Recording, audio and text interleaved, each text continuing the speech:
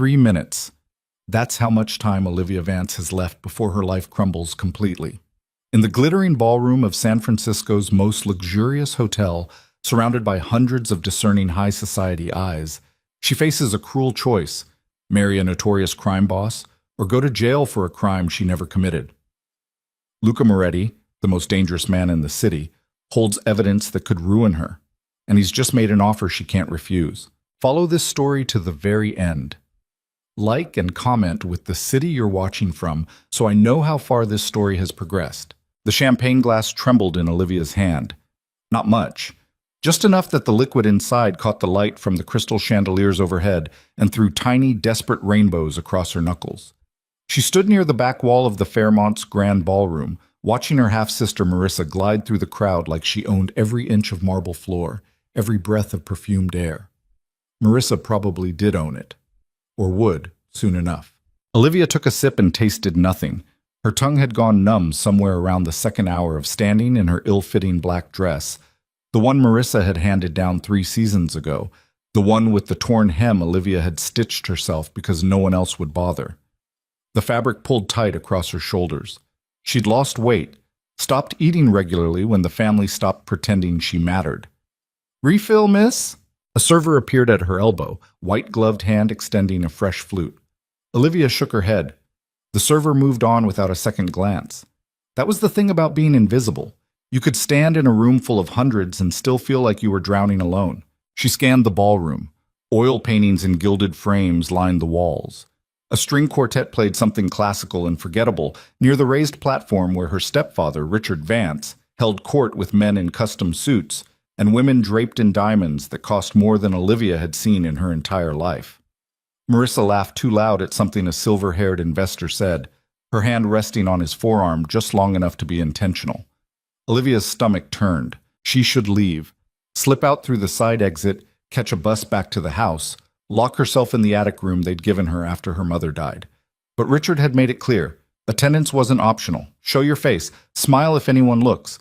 Don't embarrass the family, as if she could embarrass them more than they'd already humiliated her. "Olivia Vance?" The voice came from behind her, low, controlled, with an edge that made the hairs on the back of her neck stand up. She turned. The man was tall, not abnormally so, but enough that she had to tilt her chin up to meet his eyes. Dark suit, darker eyes. His face was all sharp lines and shadows, the kind of face that didn't smile unless it wanted something. Black hair swept back from a broad forehead. No tie, just the top button of his shirt undone, like he'd walked in from somewhere more dangerous and hadn't bothered to adjust. "Yes?" Her voice came out smaller than she wanted. He didn't extend a hand, didn't offer a name, just looked at her with the kind of focus that made her feel like he could see through the cheap dress, through the skin, straight into the parts of herself she kept hidden. "You need to come with me." Olivia blinked. "Excuse me." "Now." He glanced past her shoulder toward the main entrance where 2 men in dark suits had just appeared. They weren't servers, they weren't guests. They moved with purpose, scanning the crowd methodically. Her pulse kicked up. "I don't know who you are, but—" "Luca Moretti." He said it like she should recognize the name. She didn't.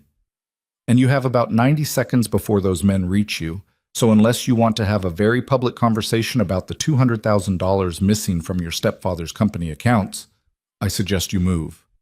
The floor tilted. $200,000. "I don't—" Her mouth was dry. "I didn't save it." Luca's hand closed around her elbow, not rough, but firm enough that she felt the strength in his fingers. "Walk. Don't run. Don't look back." Her feet moved before her brain caught up. He steered her along the back wall, past a cluster of guests admiring an ice sculpture, past a table laden with untouched hors d'oeuvres. The men at the entrance were closer now. One of them pointed. Luca pushed open a service door Olivia hadn't noticed. They stepped into a narrow hallway lined with industrial lighting and the smell of kitchen grease.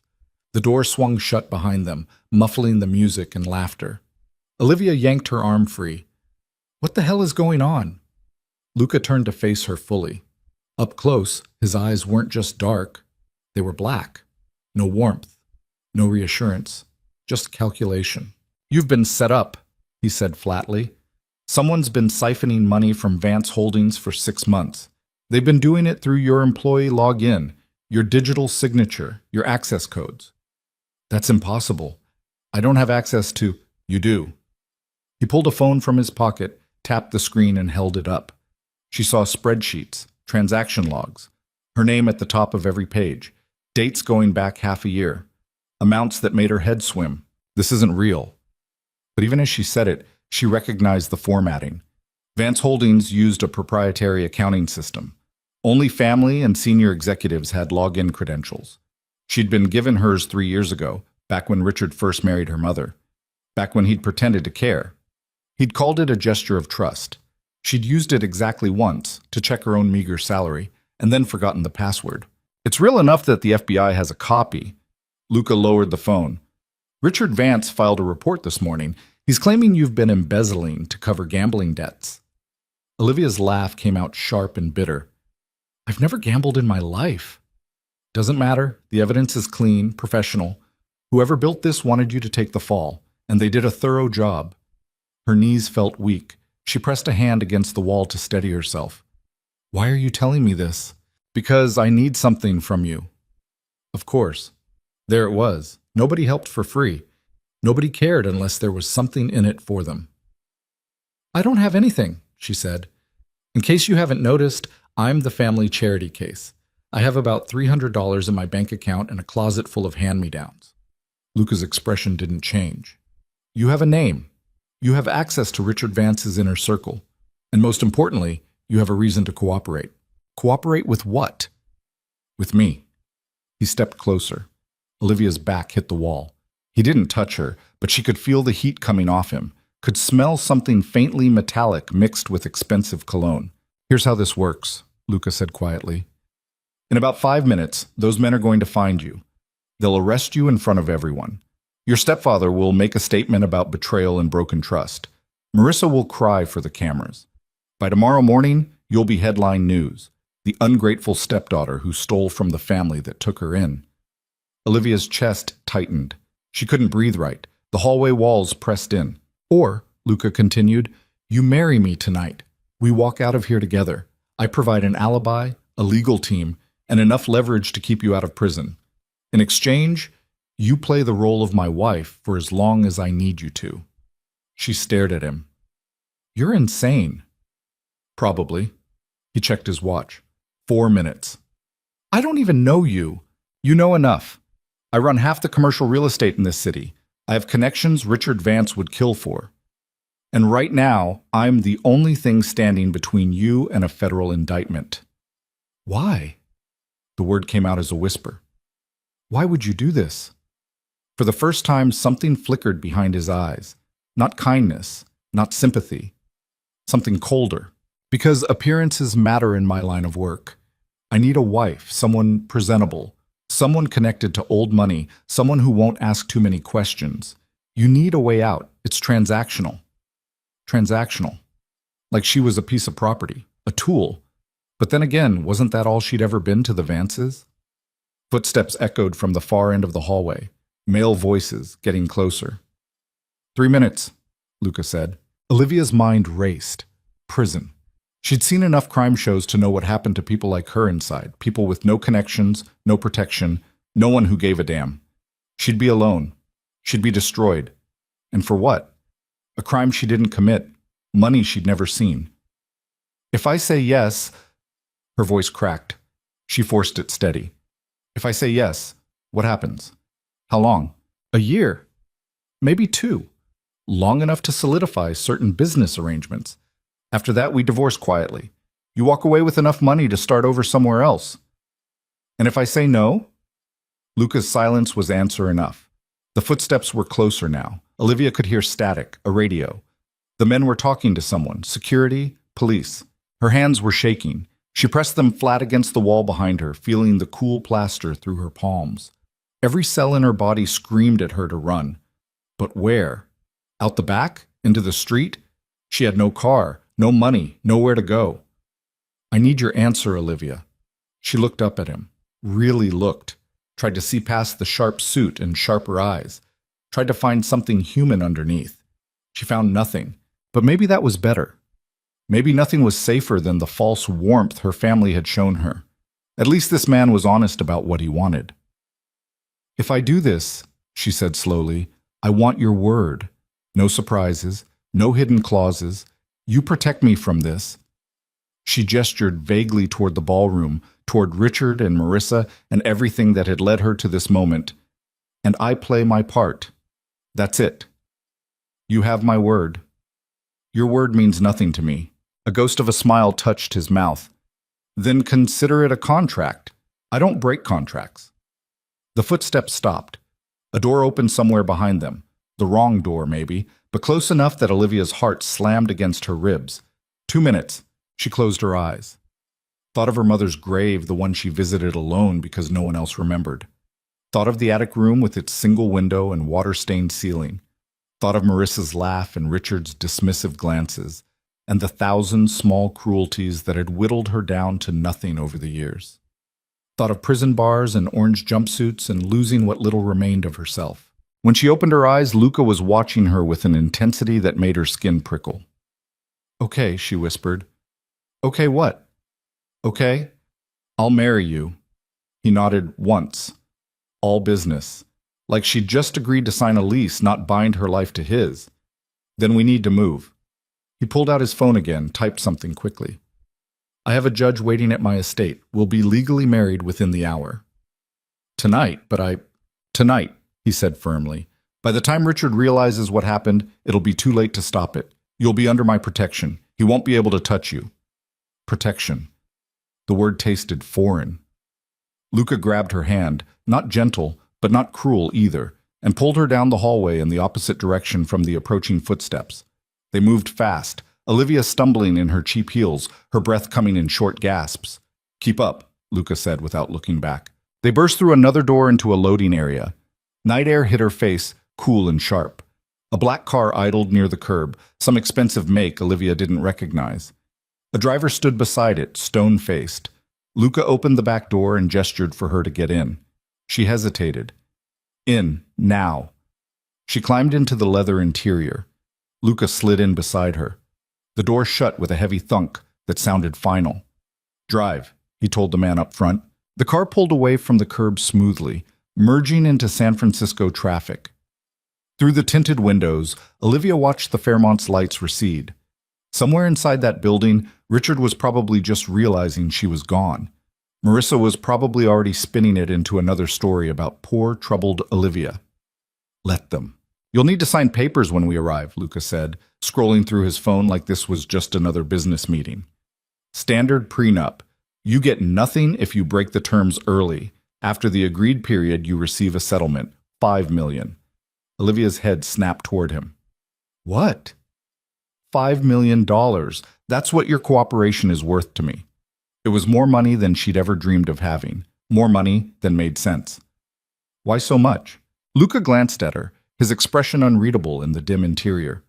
"Because I don't do anything halfway, and because I need you to understand that this is a business arrangement. You're not a charity case. You're an asset. An asset, not a person. Not a wife in any real sense, just another piece on his chessboard." "What do I have to do?" she asked quietly. "As your wife. Attend events, smile for cameras, play the role of devoted partner when necessary. Live in my home. Don't cause scandals." He paused. "Don't ask questions about my work." "What kind of work?" His eyes cut toward her, sharp. "The kind you don't ask questions about." "Right, of course, crime lord. That's what people called men like him, wasn't it? Men who ran empires from the shadows, who made fortunes doing things the law didn't approve of. She should be terrified. Maybe she was. Or maybe she was too numb to feel it. The car turned onto a private road lined with trees. Through the branches, Olivia caught glimpses of iron gates, high walls, old money architecture mixed with new security systems. "This is your house?" she asked. "One of them." Of course he had more than one. The car stopped in front of a massive stone manor that looked like it had been transplanted from some European countryside. Warm light spilled from tall windows. Gardens stretched into darkness on either side. Luca got out first, then offered his hand. Olivia took it because she didn't know what else to do. His palm was warm, calloused. strong. Inside, the house was exactly what she expected. Wealth without warmth. Marble floors, dark wood, art that probably cost more than most people's houses. A woman in a gray suit waited in the foyer, tablet in hand. "Judge Morrison is in the study," she said crisply. "Everything's ready." "Good." Luca turned to Olivia. "This is Elena. She'll help you with anything you need. After the ceremony, she'll show you to your room." Your room, not our room. Thank God for that, at least. Elena gave Olivia a once-over, not unkind, but assessing. "This way, Miss Vance." "It's still Vance for about 10 more minutes," Olivia muttered. Elena's lips twitched, almost a smile. "Then let's not waste them." The study was all leather and whiskey and the smell of old books. Judge Morrison turned out to be a woman in her 60s with silver hair and sharp eyes that missed nothing. She looked at Olivia with something that might have been pity. "You're certain about this?" the judge asked her directly. Olivia opened her mouth, closed it. Luca stood beside her, close enough that she could feel the weight of his presence. Was she certain? No, she wasn't certain of anything, but she was out of options. "Yes," she lied. The ceremony took 7 minutes. There were papers, so many papers. Olivia signed where Elena pointed, her hand shaking only slightly. Luca signed with quick, efficient strokes. The judge spoke words Olivia barely heard, something about commitment and legal union and the state of California. No rings, no kiss, no romance, just signatures and witnesses and the quiet scratch of pen on paper. "By the power vested in me," Judge Morrison said, her voice flat with routine, "I now pronounce you legally married." Olivia waited for something to feel different. Nothing did. Luca shook the judge's hand, passed her an envelope, payment, probably. The judge nodded to Olivia and left without ceremony. Just like that, it was done. "Elena will take you upstairs," Luca said, already turning toward his phone, which had buzzed twice during the proceedings. "We'll discuss expectations in the morning." "Wait!" Olivia caught his arm. He looked down at her hand, then up at her face. She let go. "What about Richard? The charges?" "I'll handle it. By tomorrow he'll have bigger problems than you." "What does that mean?" His smile was cold. "It means I keep my contracts, Mrs. Moretti." Mrs. Moretti. The name sounded wrong in her ears. "Come," Elena said gently, appearing at Olivia's elbow. "You must be exhausted." Exhausted. Terrified. Numb. All of it. Olivia let herself be led up a sweeping staircase to the second floor. The hallway stretched longer than her entire attic room back at the Vance house. Elena stopped at a door near the end. "This is yours?" she said, pushing it open. The bedroom was bigger than Olivia's whole world had been 3 hours ago. King bed with white linens. Floor-to-ceiling windows overlooking gardens bathed in moonlight. A sitting area with a velvet couch. Doors leading to what she assumed was a bathroom and closet. "There are clothes in the wardrobe," Elena continued. "All your size. If you need anything adjusted, let me know in the morning. Breakfast is at 8, but if you'd prefer something earlier—" "How did you know my size?" Olivia interrupted. Elena's expression didn't change. "Mr. Moretti is thorough." Right, of course he was. He'd probably known everything about her before he'd ever spoken her name in that ballroom. Her measurements, her bank account, her favorite coffee order if she'd had one. This had never been chance. He'd chosen her specifically. The thought made her skin crawl. "I'll leave you to rest," Elena said. "Lock the door if it makes you feel safer. No one will disturb you." She left, closing the door softly behind her. Olivia stood in the center of the room, still wearing the torn dress, still feeling the phantom weight of champagne in her hand. Her reflection stared back at her from a full-length mirror, pale face, dark circles under her eyes, hair falling out of the hasty bun she'd tied that morning. She looked like a ghost, felt like one too. Slowly she sank onto the edge of the bed. The mattress was soft. Too soft. She'd gotten used to the lumpy twin in the attic, the springs that dug into her back.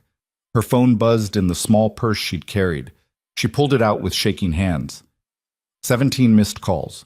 All from Richard. 10 text messages from Marissa. "Where are you? Dad's looking for you. What did you do?" "The FBI is here. They're asking questions. If you stole that money, I swear to God, how could you do this to us?" And finally, "You're dead to this family." Olivia stared at that last message for a long time. Then she blocked the number.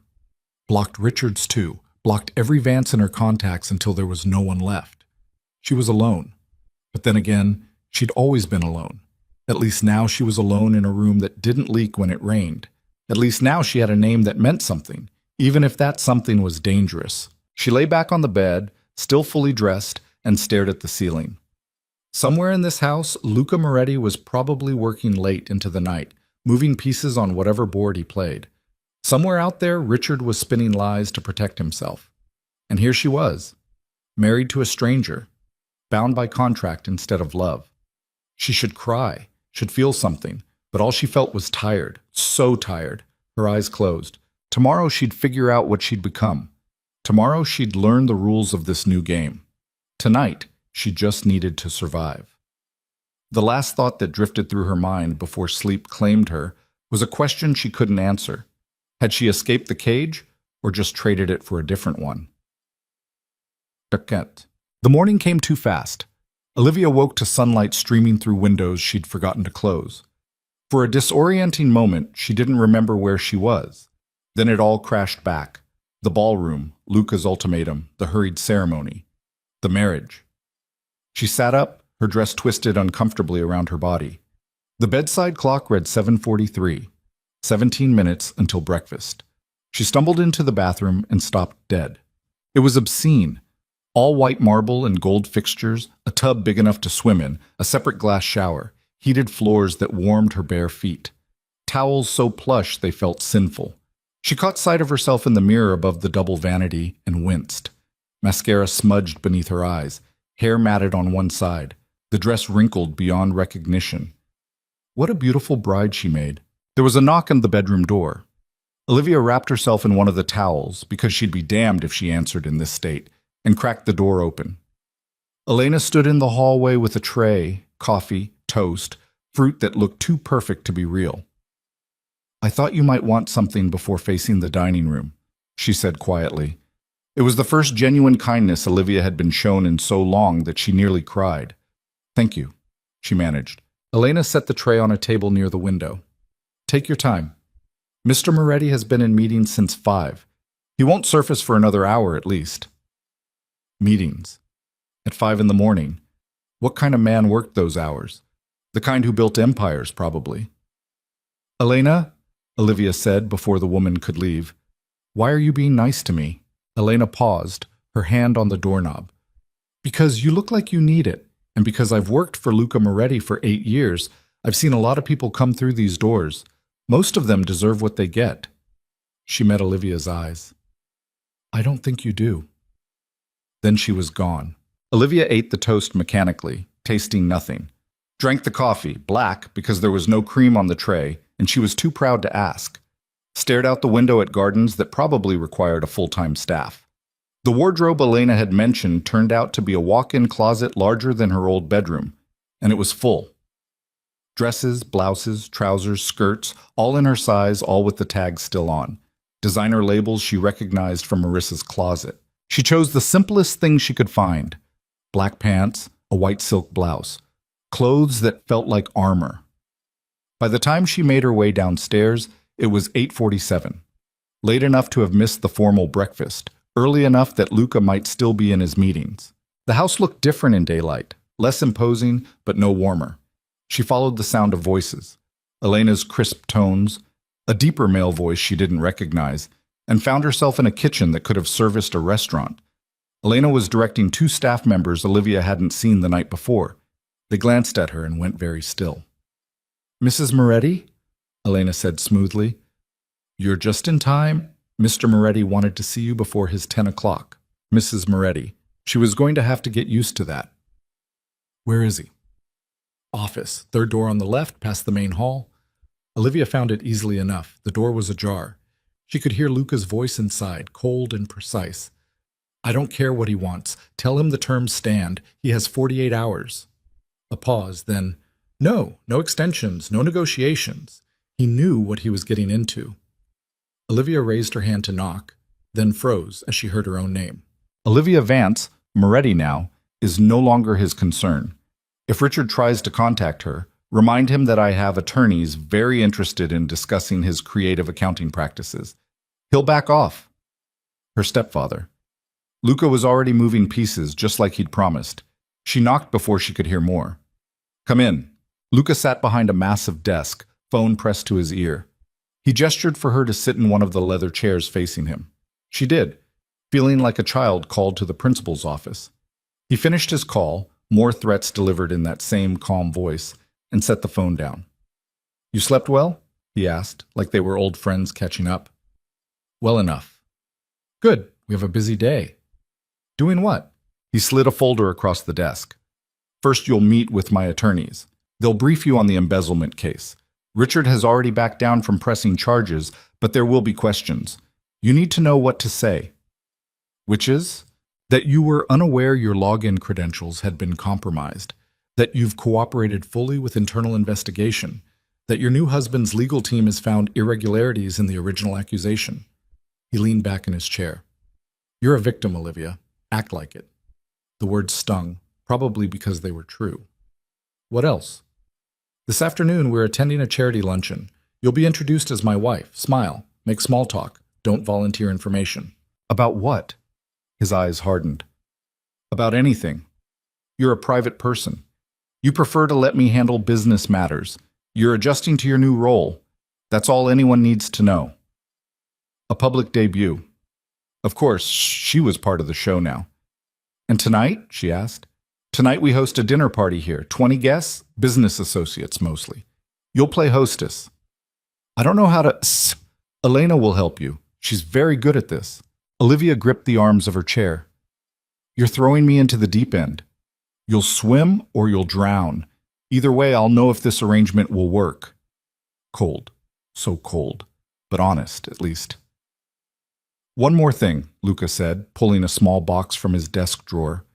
He opened it to reveal 2 rings, a platinum wedding band and a diamond engagement ring so large it looked obscene. He stood, came around the desk, and held out his hand. Olivia stared at it. We need to sell this, he said quietly. People will look. Right. Appearances. She extended her left hand. It shook slightly. Luca's fingers were warm as he slid the engagement ring on, then the band. Perfect fit. Of course they were. There, he said, stepping back. Now you look the part. Olivia looked down at the rings. They caught the light, throwing sparkles across her palm, beautiful and empty. What about you? She asked. Luca pulled a simple platinum band from his pocket and slid it onto his own finger without ceremony. There. Now we both look the part. He checked his watch. The attorneys will be here in 30 minutes. Elena will bring you to the library. After that, we leave for the luncheon at noon. Wear something appropriate. Anything else? The sarcasm slipped out before she could stop it. Luca's expression didn't change, but something flickered in his eyes. Amusement, maybe. Or warning. Yes, he said. Last night I told you this was transactional. I meant it. Don't expect warmth. Don't expect intimacy. Do your job, I'll do mine. We'll both get what we want. And what do you want? Olivia asked, standing to face him. Really? He looked at her for a long moment, long enough that she thought he might actually answer honestly. Then his phone buzzed. The moment broke. My 10 o'clock is early, he said, glancing at the screen. Elena's waiting for you. Dismissed. Olivia turned to leave, but paused at the door. Luca? What? Thank you for last night, for... She struggled to find words. For giving me a choice when I didn't have one. His face was unreadable. Don't thank me yet, Olivia. You don't know what you've agreed to. The way he said it made ice spread through her chest. What does that mean? But he'd already turned back to his phone, his attention elsewhere. She left the office feeling like she'd just signed a contract written in a language she couldn't read. And somewhere in the fine print was a clause that would cost her more than she'd bargained for. The attorneys turned out to be 2 men and a woman, all wearing suits that probably cost more than Olivia's car, if she'd had a car. They were efficient and ruthless, walking her through everything, the timeline of the supposed embezzlement, the evidence that had been manufactured, the holes in Richard's story that Luca's people had already found. Your stepfather made a critical error, the woman, Ms. Chen, explained. He used your credentials, but the IP addresses trace back to his office. The timestamps show transactions made while you were demonstrably elsewhere. We have security footage, receipts, witnesses. So I'm clear? Olivia asked. Legally, yes. But publicly? Ms. Chen exchanged glances with her colleagues. That's more complicated. The story's already out there. Some outlets are running with it. We'll issue statements, but mud sticks. Let it stick, Olivia said quietly. I don't care what they think. That was a lie. She cared.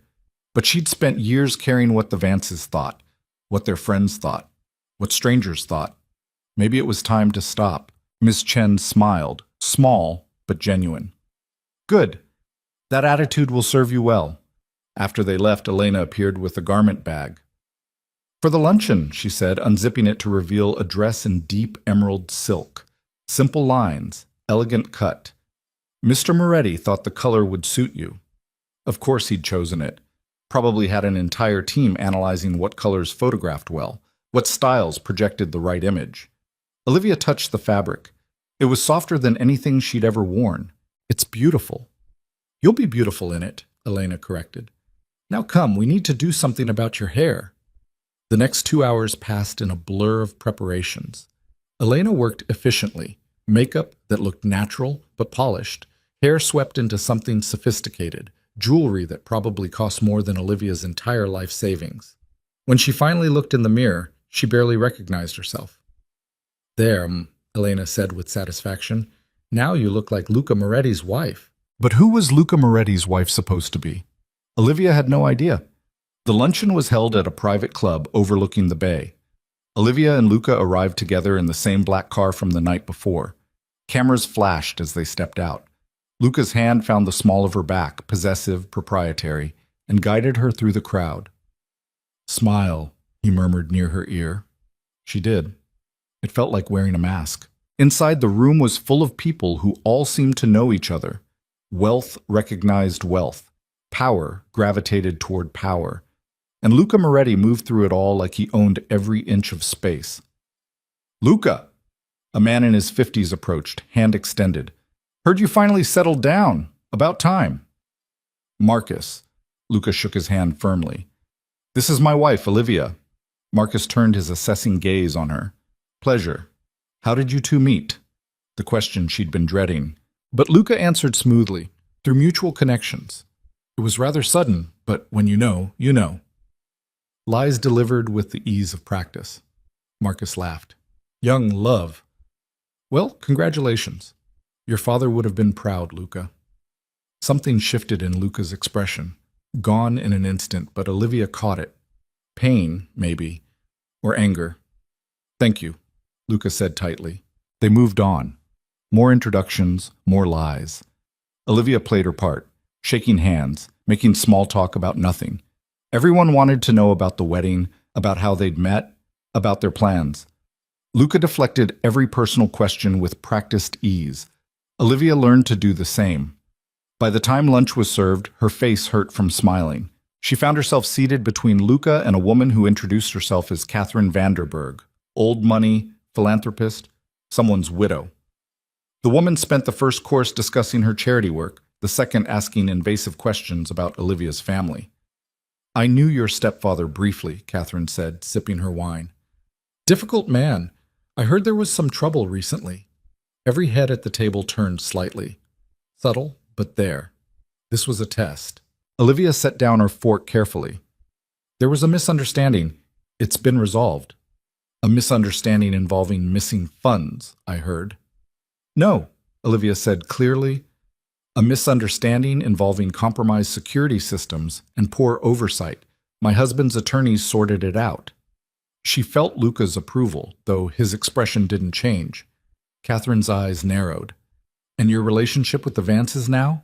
I'm a Moretti now, Olivia said simply. My relationship with my stepfather is no longer relevant. Catherine studied her for a long moment, then smiled. Good answer, my dear. Don't let them smell blood in the water. The rest of the lunch passed without incident. By the time they returned to the car, Olivia's head was pounding. You did well, Luca said as they pulled away from the curb. I lied. You played the game. There's a difference. Is there? He looked at her, really looked, for the first time all day. In my world? No, there isn't. Back at the house, Olivia had 2 hours before the dinner party. She spent them in her room, trying to process everything. The speed of it all, the strangeness. 24 hours ago, she'd been invisible. Now she was Mrs. Luca Moretti, wearing designer clothes and lying to San Francisco's elite. Elena knocked at 7 with another dress. Midnight blue this time, floor length. The guests arrive at 8, she said. You should come down by 7:45. Mr. Moretti will introduce you. The dinner party was worse than the luncheon.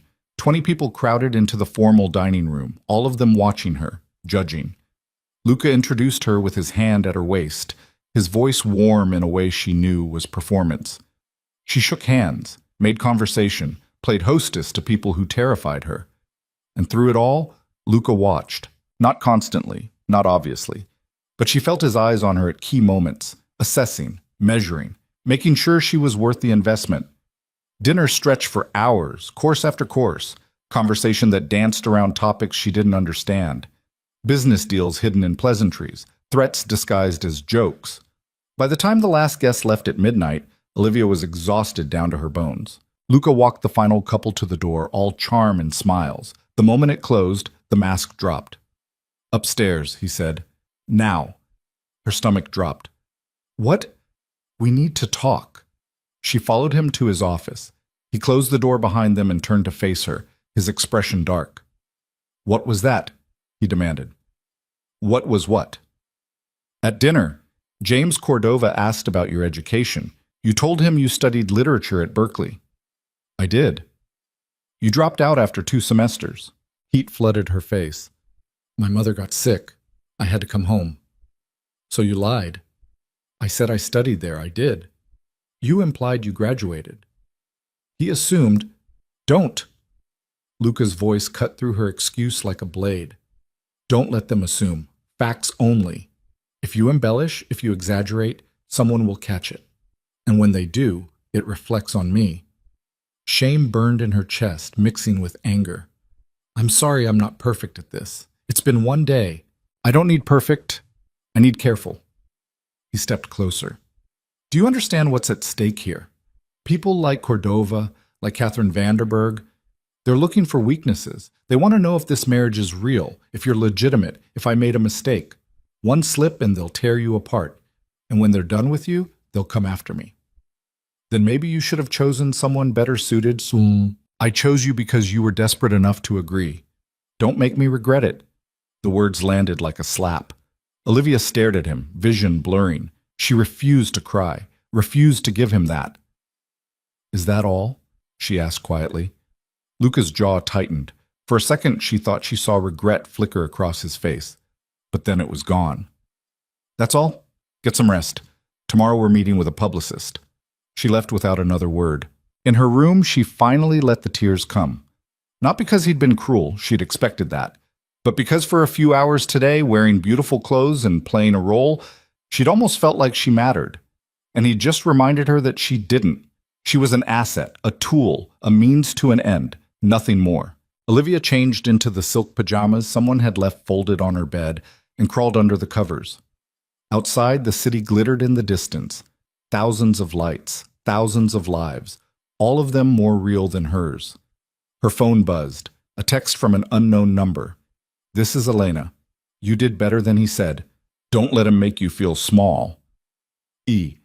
Olivia stared at the message for a long time. Then she typed back, thank you. She set the phone aside and closed her eyes.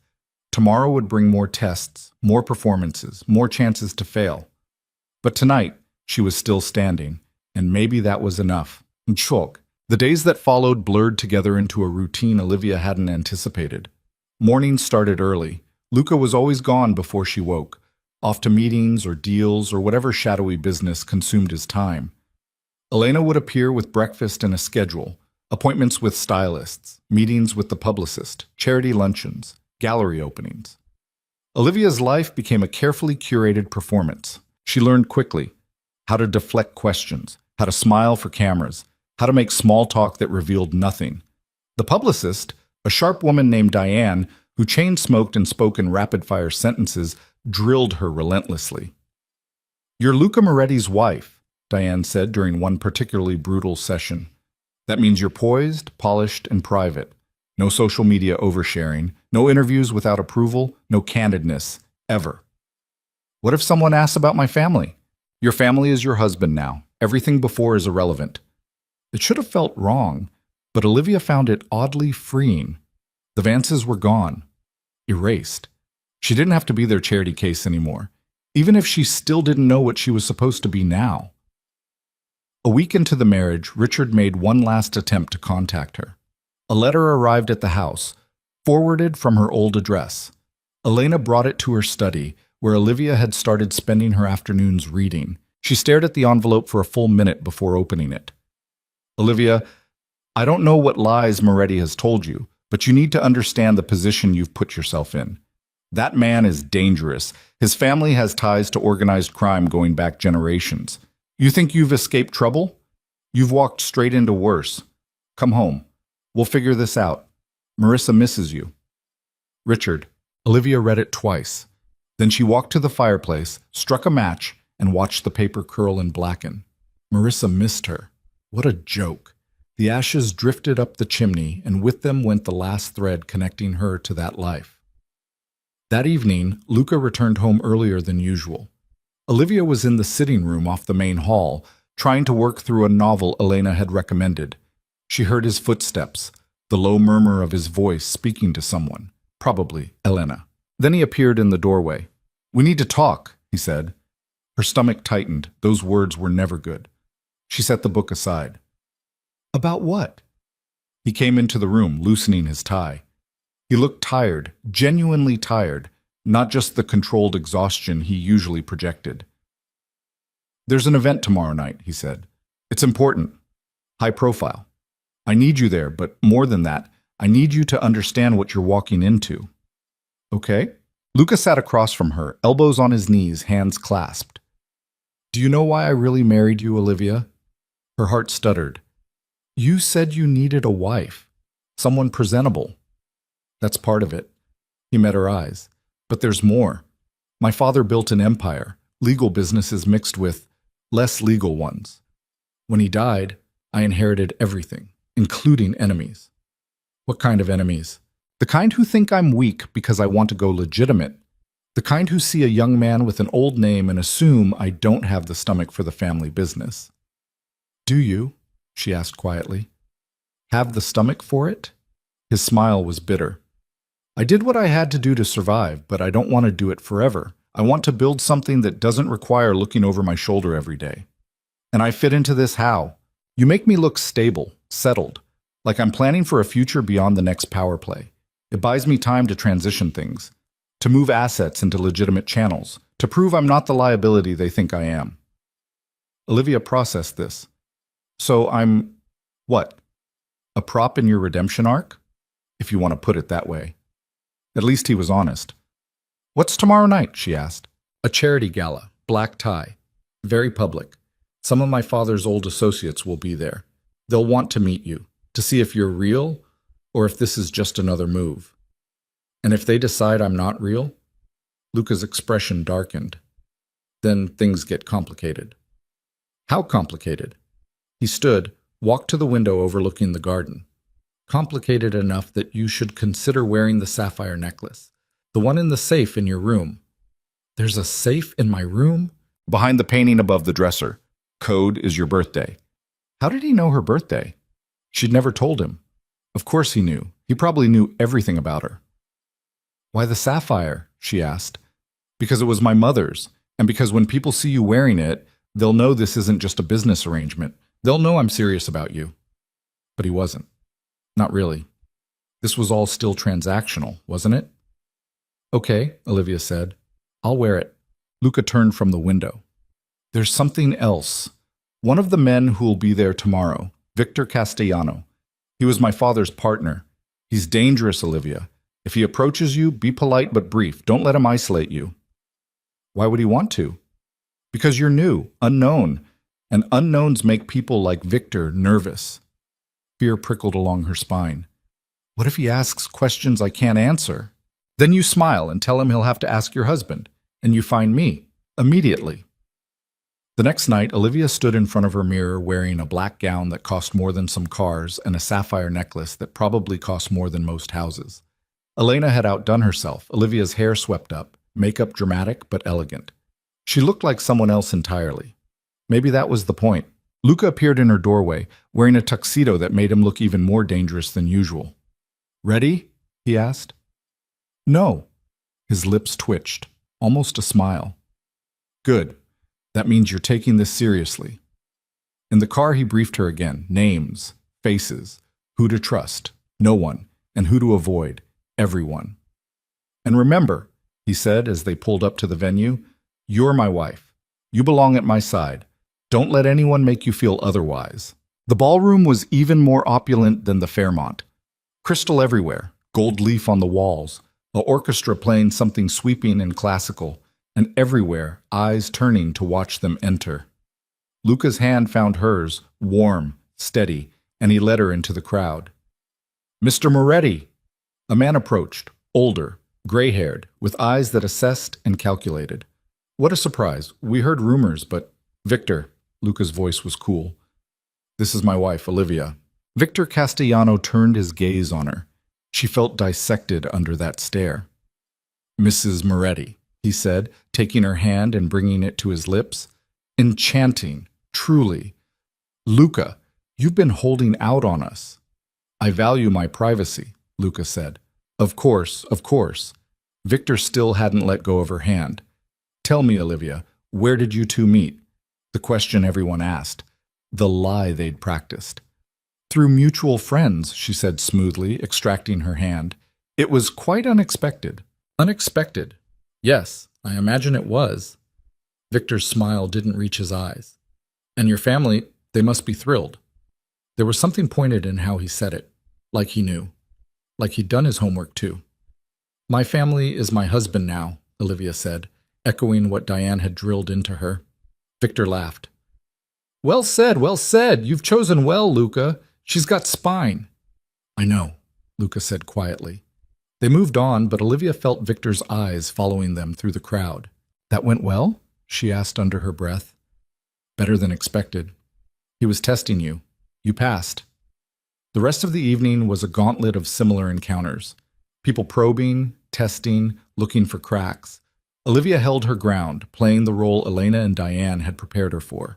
But by the time they returned home, she was shaking from adrenaline and exhaustion. Luca walked her to her room, a first.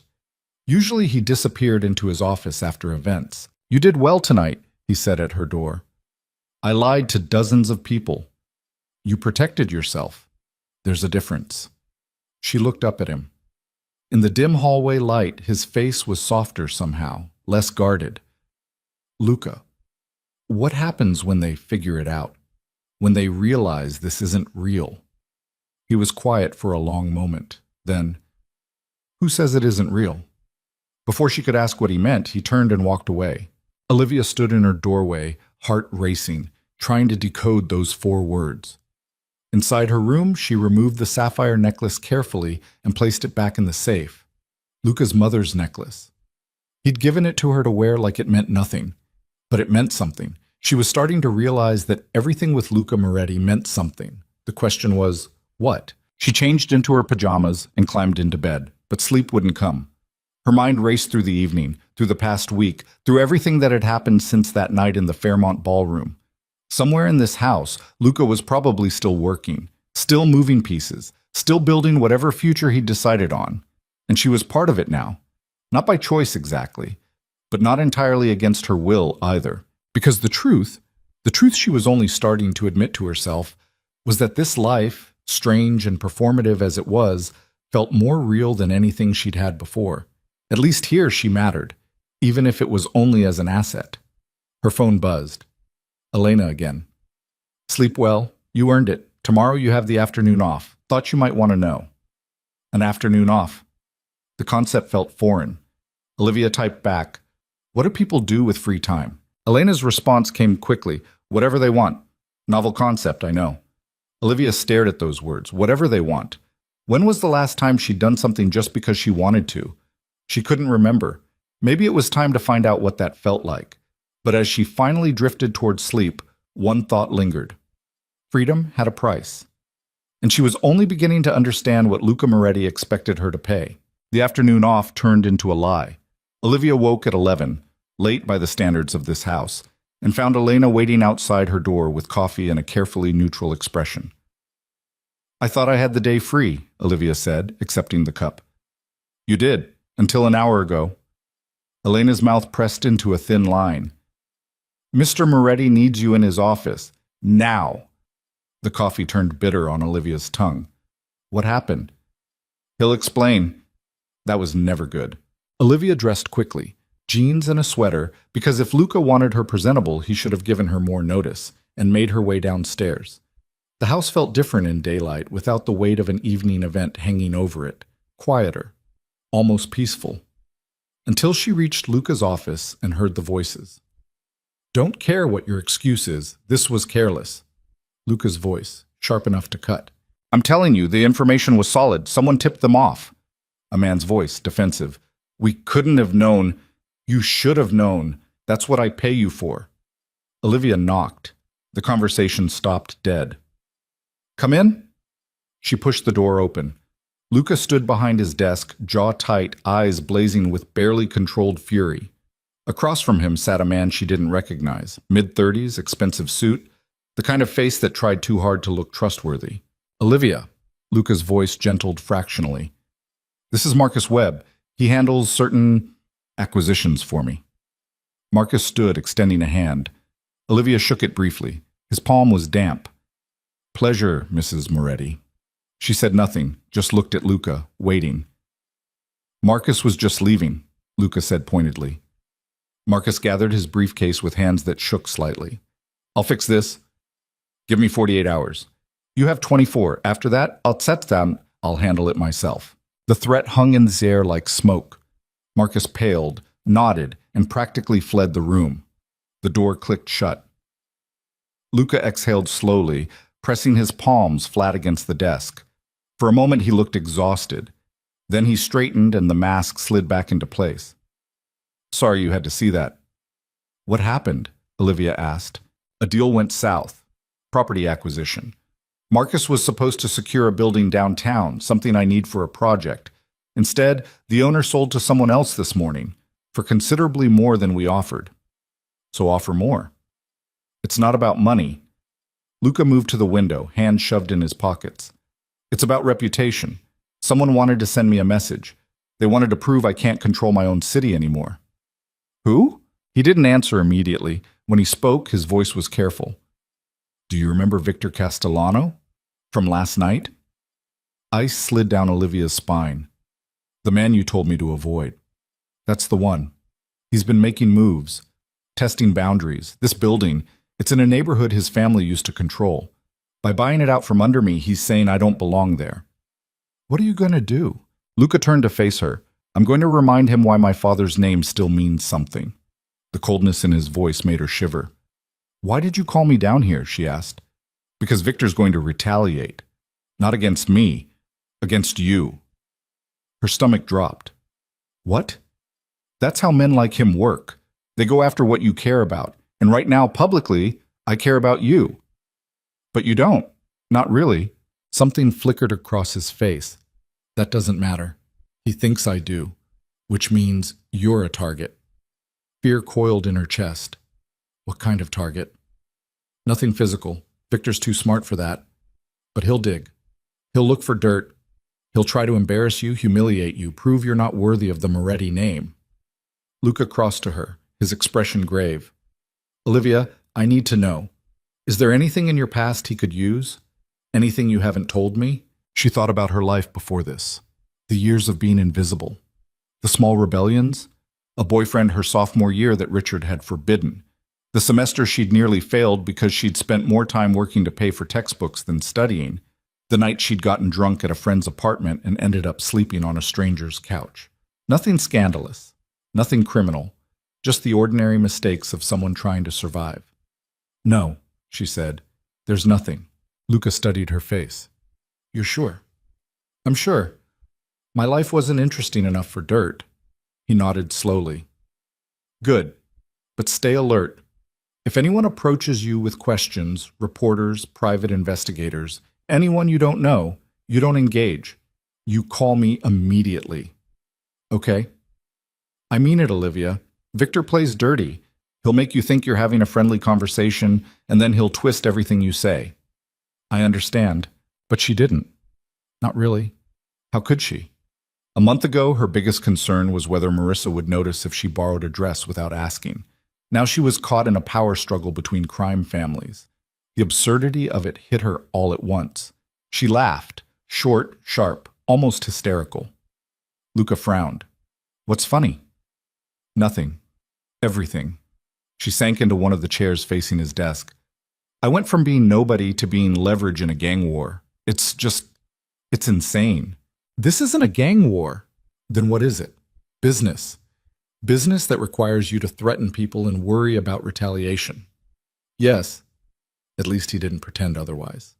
Olivia rubbed her temples. A headache was building behind her eyes. What do you need me to do? Keep playing your role. Be visible. Be perfect. Don't give Victor anything to work with. I'm not perfect. Then fake it. You've been doing a decent job so far. The compliment, if it even was one, felt hollow. Is that all? She asked. Luca hesitated. There's one more thing. Tonight we're having dinner with Victor and his wife. Olivia's head snapped up. What? It's already arranged, a peace offering. We sit down, we talk, we pretend everything's fine. You just said he's targeting me, which is why we need to show him you're untouchable. If we hide, we look weak. If we confront him directly, we look strong. Or we look stupid. Maybe, but it's the move we have to make. Olivia stood abruptly. You can't just keep throwing me into these situations without warning. I'm warning you now. 6 hours before. That's not a warning. That's an ambush. Welcome to my world. Luca's voice hardened. You think I get advance notice when someone tries to undermine me? You think I get to plan every crisis? This is what you signed up for. I signed up to avoid prison, not to be a pawn in your war. You're not a pawn. He moved closer, his presence filling the space between them. Pawns are expendable. You're a queen. You move however you want. You protect the king. And what are you in this metaphor? His smile was sharp. The king, obviously. Kings die all the time in chess. Not if the queen does her job. They stood there, inches apart, anger crackling in the air between them. Olivia's heart hammered against her ribs. She wanted to scream at him, to walk out, to take off these rings and throw them in his face. But she didn't, because he was right. This was what she'd signed up for. Transactional. No surprises. Except every day brought new surprises she hadn't bargained for. Fine, she said through clenched teeth. I'll have dinner with Victor. I'll smile and play nice, but after this, I want answers. About what? About everything. About who you really are. About what you're building. About why any of this matters to you. Luca's jaw tightened. You don't need to know. Yes, I do. Because if I'm going to be dragged into your battles, I deserve to know what we're fighting for. For a long moment, he just looked at her. Then slowly, he nodded. After dinner, I'll tell you what you want to know. Promise? I don't break my contracts. It wasn't the same as a promise, but it was the best she'd get. Elena dressed her for battle. That's what it felt like, anyway. The black dress was armor, structured, elegant, revealing nothing. Diamond earrings that caught the light like weapons. Hair pulled back so severely it made her eyes look fierce. You look dangerous, Elena said, stepping back to assess her work. Good. Dangerous was better than scared. And Olivia was terrified. The restaurant was the kind of place that didn't advertise. No sign outside. Just a discreet door on a quiet street and a host who knew exactly who you were before you opened your mouth. Victor Castellano and his wife were already seated when Luca and Olivia arrived. Victor stood, all false warmth and practiced charm. Luca, Olivia, so glad you could make it. His wife, Sophia, remained seated. She was beautiful in the way that required effort. Perfect hair, perfect makeup, perfect posture. Her smile was ice. Mrs. Moretti, she said, extending a hand. What a lovely dress. Olivia shook her hand. Thank you. Yours as well. Lies. Pretty lies wrapped in silk. They sat. A waiter appeared immediately with wine. some vintage Olivia didn't recognize. She let Luca order for both of them, playing the dutiful wife. "So," Victor said, swirling his glass, "marriage agrees with you, Luca. You look settled." "I am." "Surprising, given your father's views on the institution." There it was, the first jab, subtle but pointed. Luca's expression didn't change. "My father had his opinions. I have mine." Of course, of course." Victor turned to Olivia. "And you, my dear, how are you finding your new role? It must be quite an adjustment." "Every marriage is an adjustment," Olivia said carefully. "True, though I imagine yours more than most. Going from the Vance household to this—" He gestured vaguely at Luca. "Quite a change." Sophia laughed. It sounded like breaking glass. "Victor, don't interrogate the poor girl." "I'm not interrogating, I'm making conversation." Luca's hand found Olivia's under the table. A warning, or support. She couldn't tell which. "The Vances and I weren't close," Olivia said. "This is an improvement." "Oh?" Victor leaned forward, interested. "Trouble in the family?" "Nothing dramatic. We simply didn't see eye to eye." "About the money you took?" The table went silent. Olivia's heart stopped, then started again, too fast. Luca's grip on her hand tightened. That matter was resolved. A misunderstanding. Was it? Victor's smile widened. "Because I heard Richard Vance is still quite upset. Filing reports, making accusations. Doesn't sound resolved to me." "Richard Vance is a bitter man who lost control of his stepdaughter," Luca said coldly. "His opinion is irrelevant. But the FBI's isn't." The words hung there like a blade. Sophia touched her husband's arm. "Victor, this isn't—" "I'm just concerned," Victor continued, ignoring her. "Luca's married to a woman with legal troubles, questions about her character. It reflects poorly on the family. My wife's character is beyond reproach." Luca's voice could have frozen fire. "I'm sure, but appearances, Luca, you know how important they are in our line of work." Their food arrived. No one touched it. Olivia forced herself to breathe. In through her nose, out through her mouth. "Don't react. Don't give him anything." "Victor," she said, surprised by how steady her voice sounded, "I appreciate your concern. But as Luca said, the matter is closed. If you have questions about my character, you're welcome to ask me directly instead of making insinuations." Victor's eyebrows rose. "Direct. I like that." "Very well. Did you steal from your stepfather?" "No. But the evidence was fabricated by people who wanted me gone." She met his eyes. "I'm sure you understand how that works. Men with power eliminating inconvenient obstacles." A muscle twitched in Victor's jaw. Sophia cleared her throat. "Perhaps we should discuss something more pleasant? I hear you're involved in charity work, Olivia." The subject change was graceless but necessary. Olivia seized it. "Some. I'm still learning what causes matter to me." "You should speak with Catherine Vanderberg. She's always looking for new blood in her organizations." They made it through the rest of dinner talking about meaningless things. Charity galas, real estate markets, the weather. But underneath, the tension simmered. When they finally left, Olivia's hands were shaking so badly she had to clasp them together. In the car, Luca was silent for 3 blocks. Then, "You handled that well." "He accused me of being a thief, and you defended yourself perfectly." "I wanted to throw wine in his face." "I know, I'm glad you didn't."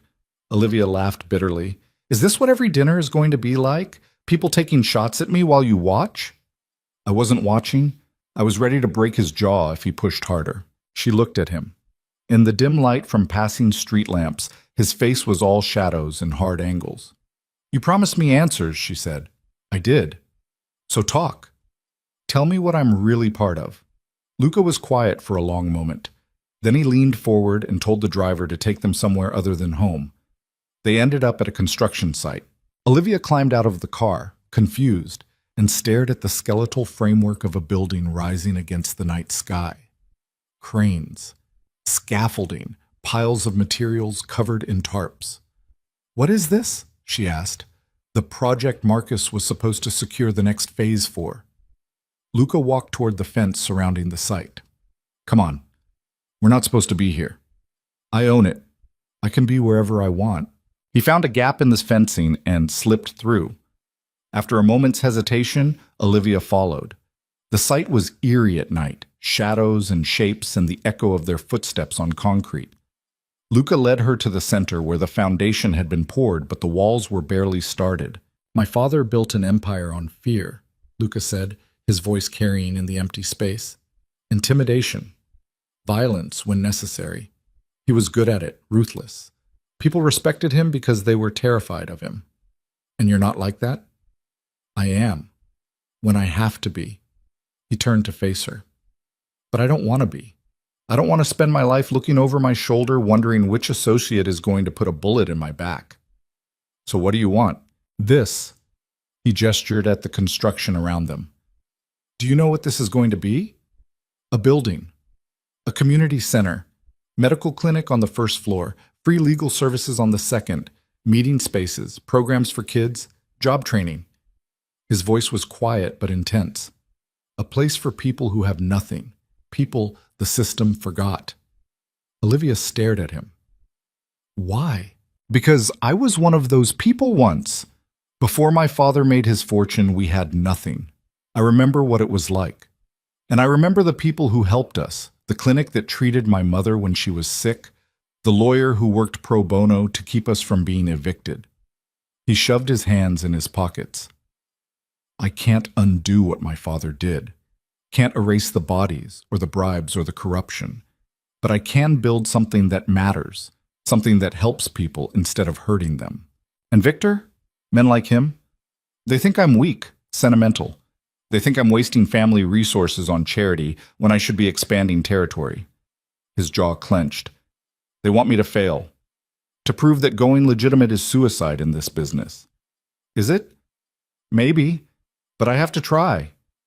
Olivia walked to where a wall would eventually stand. Through the framework, she could see the city lights spreading in all directions. That's why you needed a wife, she said slowly. Not just for appearances, for legitimacy. To prove you're building a life, not just an empire. Yes. And the $5 million you promised me, that's not generosity. That's payment for selling a story. Yes. At least he was honest. Olivia turned to face him. What happens if they win? If Victor and the others force you back into the family business? Luca's expression hardened. Then I become my father, and everyone loses. The weight of it settled on her shoulders. She wasn't just playing a role, she was a linchpin in something much bigger. You should have told me this from the beginning, she said.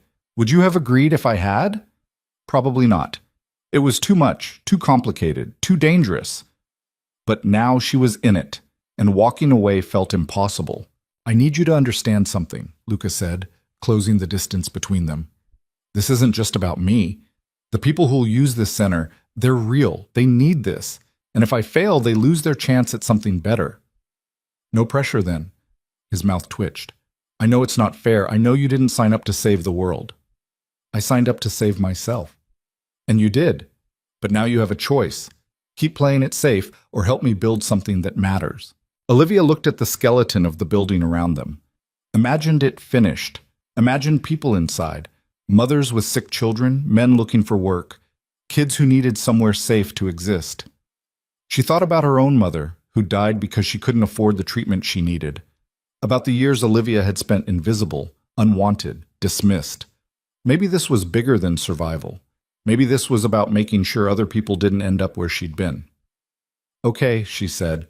Okay? I'll help, really help. Not just smile for cameras. She met his eyes. But I need you to stop treating me like a tool. If we're doing this, we're partners. That means you tell me things.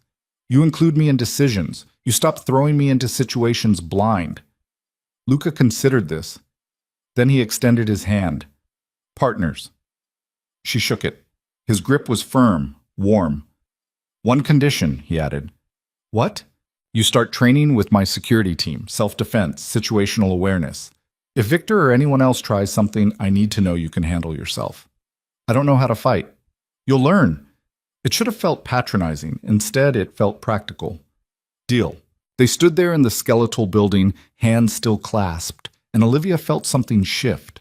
The transactional coldness that had defined their arrangement was still there, but underneath it, something else was forming. Trust, maybe. Or at least the beginning of it. "We should go," Luca said finally. "It's late." Back at the house, Olivia headed for the stairs, exhausted. But Luca caught her arm. "Thank you," he said quietly. "For what?" "For not running. Most people would have. I thought about it." "I know. That's why I'm thanking you." He released her arm and disappeared into his office. Olivia climbed the stairs slowly, her mind churning. In her room, she changed and lay in bed, staring at the ceiling. Tomorrow, she'd start training. Tomorrow, she'd begin actually being part of Luca's plan instead of just a prop in it. Tomorrow, everything would be different. But tonight, she let herself acknowledge something she'd been avoiding. She was starting to care. Not just about surviving, not just about the money waiting at the end of this arrangement. About the project. About what it could mean for people who needed it. About Luca and the man he was trying to become. It was dangerous. Caring made you vulnerable, but maybe, just this once, it was worth the risk. She was almost asleep when her phone buzzed. A text from an unknown number. "Stop asking questions. Walk away before you get hurt." Olivia sat up, heart racing. She screenshot the message and forwarded it to Luca. His reply came within seconds. "I'm coming up." 30 seconds later, he was at her door. She opened it, showing him the phone. He read the message, his expression darkening. "When did this come in?" "Just now." "Give me your phone." She handed it over. He did something with the settings, his jaw clenched. "Burner number. They'll have tossed it already." He looked up at her. "Victor's moving faster than I thought. What do I do?" "Nothing. You ignore it." He handed the phone back. "But from now on, you don't go anywhere alone, understand? Not even for coffee. My security goes with you." "Luca, I can't live like that." "You can, and you will." "This isn't a suggestion." His voice left no room for argument. Olivia sank onto the edge of her bed. "This is really happening. He's really coming after me." "Yes." Luca sat beside her, close enough that she could feel his warmth. "But he won't touch you. I won't let him." "How can you be sure?" "Because I know men like Victor. They make noise. They threaten. But they won't act unless they're certain they can win." He met her eyes. "And as long as you're with me, they can't win." It should have sounded arrogant. Instead, it sounded like a vow. "I'm scared," she admitted. "Good. Fear keeps you sharp." He stood. "Get some sleep. Tomorrow we figure out our next move." He was at the door when she called out, "Luca? Yeah? Do you ever get scared?"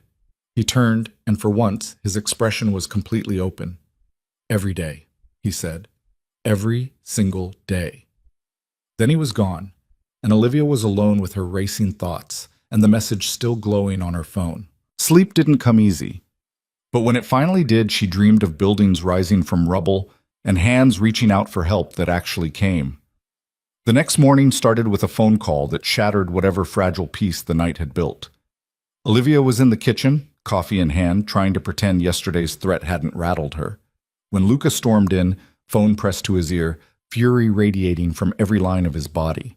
"I don't care who approved it," he snarled. "Pull the story, now." A pause. His knuckles went white around the phone. "That's not a request, James. That's a direct order. You pull it, or I pull every dollar I've invested in your failing excuse for a newspaper." He ended the call and threw the phone onto the counter hard enough that Olivia flinched. "What happened?" she asked. Luca pulled up something on his phone and handed it to her wordlessly. It was a news article. Online edition of a local tabloid. The headline made her stomach drop. "Moretti's Mystery. Bride. From embezzlement scandal to high society." Below it, a photo of her and Luca from the charity gala. And below that, paragraphs detailing her troubled past with the Vances, the allegations, Richard's accusations. Everything presented as fact, with just enough legal hedging to avoid a lawsuit. "Victor," Olivia whispered. "Victor." Luca's voice was granite. "He leaked it. Probably paid them to run it. Can you stop it?" "I can try, but it's already out there. It'll get picked up. Spread." Olivia set the phone down carefully. Her hands wanted to shake. She wouldn't let them. "So what do we do?" We hit back. How? Luca's smile was cold and calculating. We tell our story first, control the narrative, take away his ammunition. What story? That you were a victim. That Richard Vance is a predator who abused his stepdaughter emotionally and financially for years. That you escaped and found safety with me. He looked at her. It's not far from the truth. It wasn't. But saying it publicly, laying her pain bare for strangers to consume, made her want to vomit. I don't want to be a victim, she said quietly. You won't be. You'll be a survivor. There's a difference. To you, maybe. To everyone else, I'll just be the damaged girl Luca Moretti had to rescue. Better than being the thief who married up. He had a point. Olivia paced the kitchen, thinking. Every option felt like a trap. Stay silent. Let Victor's version stand. Speak out. Become a spectacle. What if there's another way? She said slowly. Like what? What if we don't make it about me at all? What if we make it about Richard? Luca's eyes narrowed. Explain.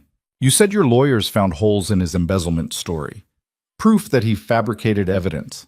She turned to face him. What if we leak that? Let the story be about a powerful man abusing his position, framing an innocent person. Put him on defense instead of me. That could work. Luca pulled out his phone again. But it's scorched earth, Olivia. If we do this, Richard will come at you with everything he has. Let him. I have nothing left for him to take. Something like respect flickered in Luca's expression. You're sure? I'm sure. Burn it all down. He made the call. Within 3 hours, a different story broke. Leaked documents showing IP addresses, timestamps, security footage Olivia had never known existed. Richard Vance exposed not just as a liar, but as someone who'd systematically destroyed his stepdaughter's life. The media pivoted with the speed of sharks sensing blood. By afternoon, Olivia's phone, which she'd silenced, had 67 missed calls, most from numbers she didn't recognize. 3 from Marissa. She blocked them all. You should eat something, Elena said, appearing with a plate of food Olivia couldn't imagine tasting. I'm not hungry. Eat anyway. You'll need your strength. For what?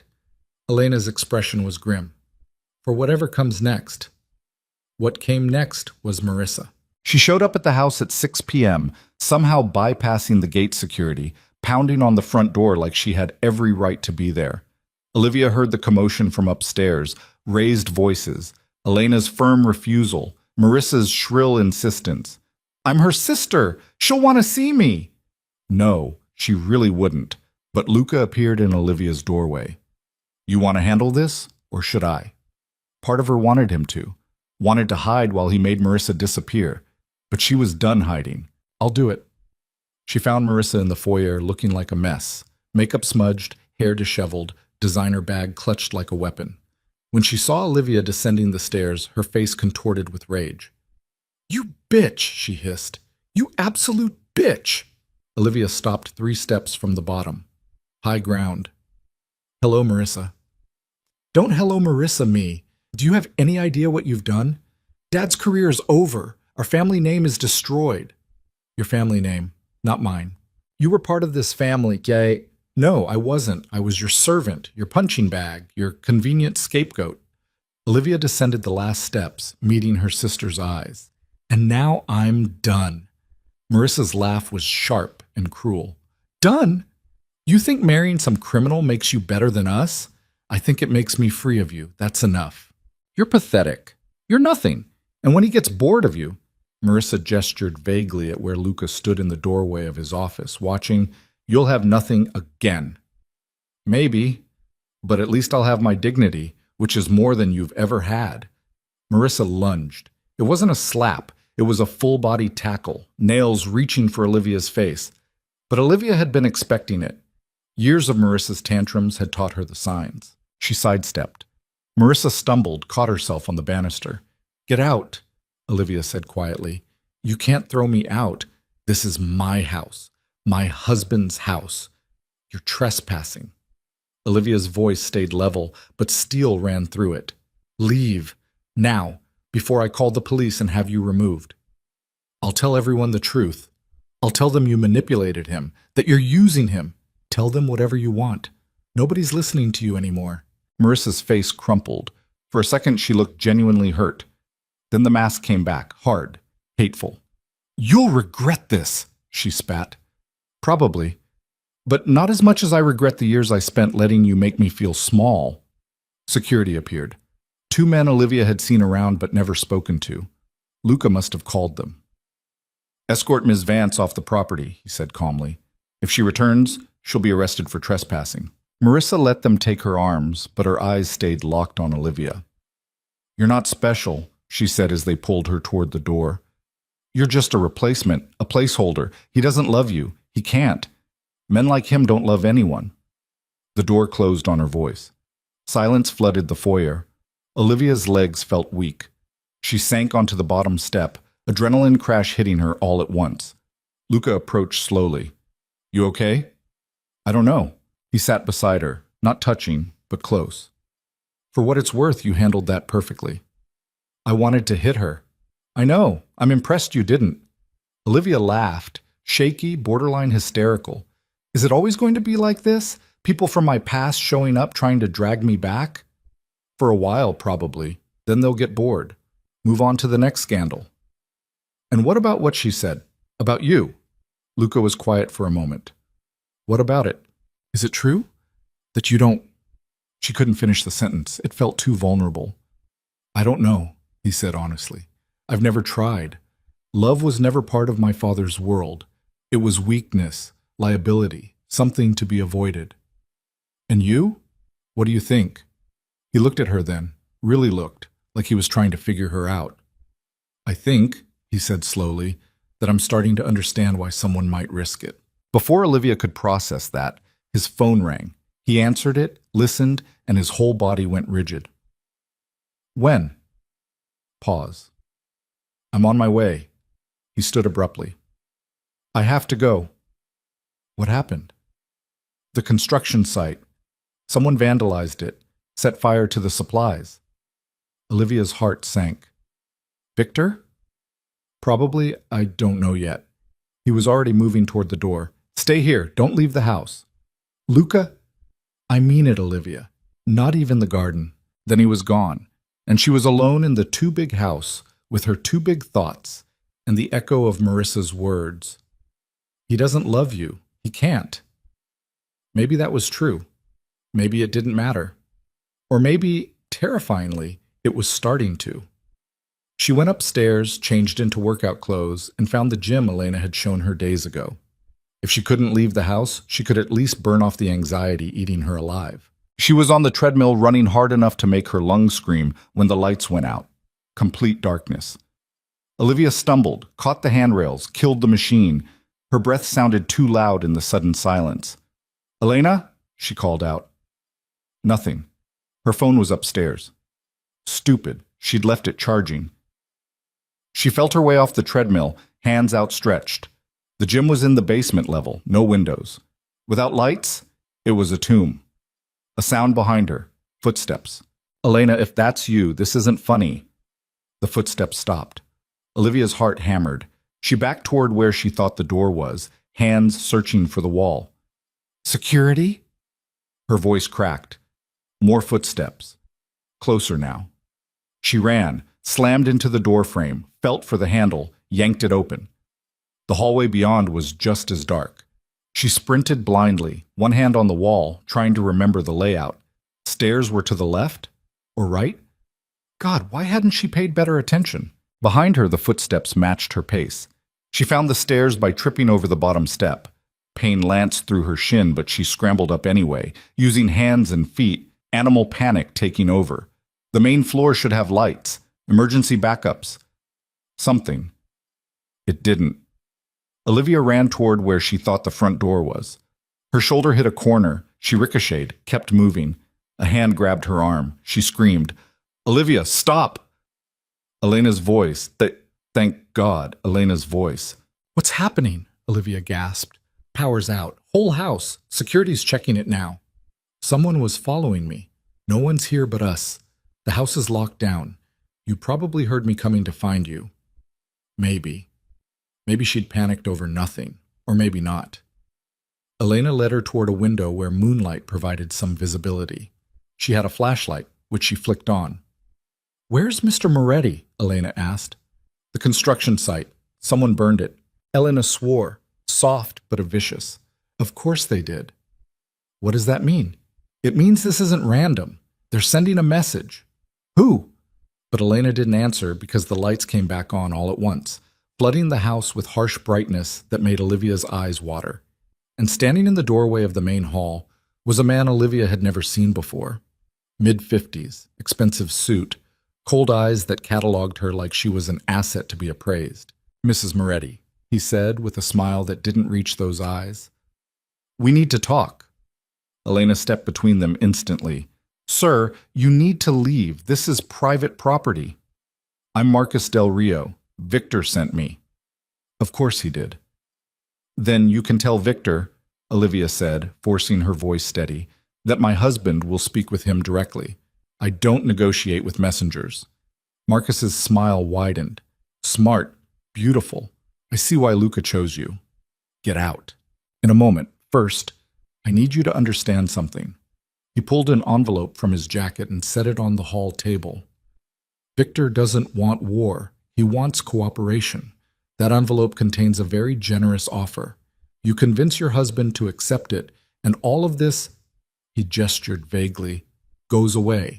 The fires, the threats, the media campaigns.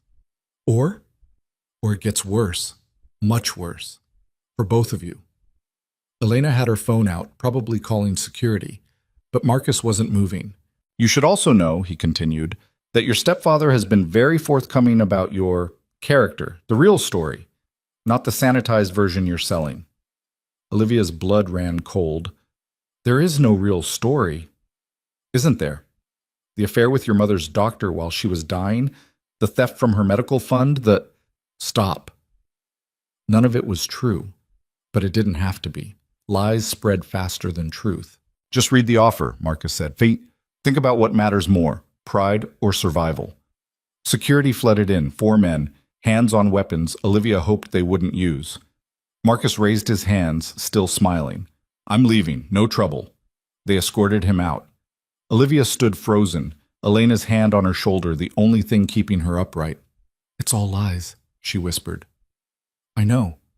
But people will believe them. Some will. Luca will. Luca will know they're lies. He's not stupid. But what if he didn't? What if doubt crept in? What if Victor's poison worked? Olivia picked up the envelope with shaking hands and tore it open. Inside was a contract, absurdly formal, clauses and subclauses, and at the bottom a number that made her head spin. $10 million. All she had to do was disappear. Divorce.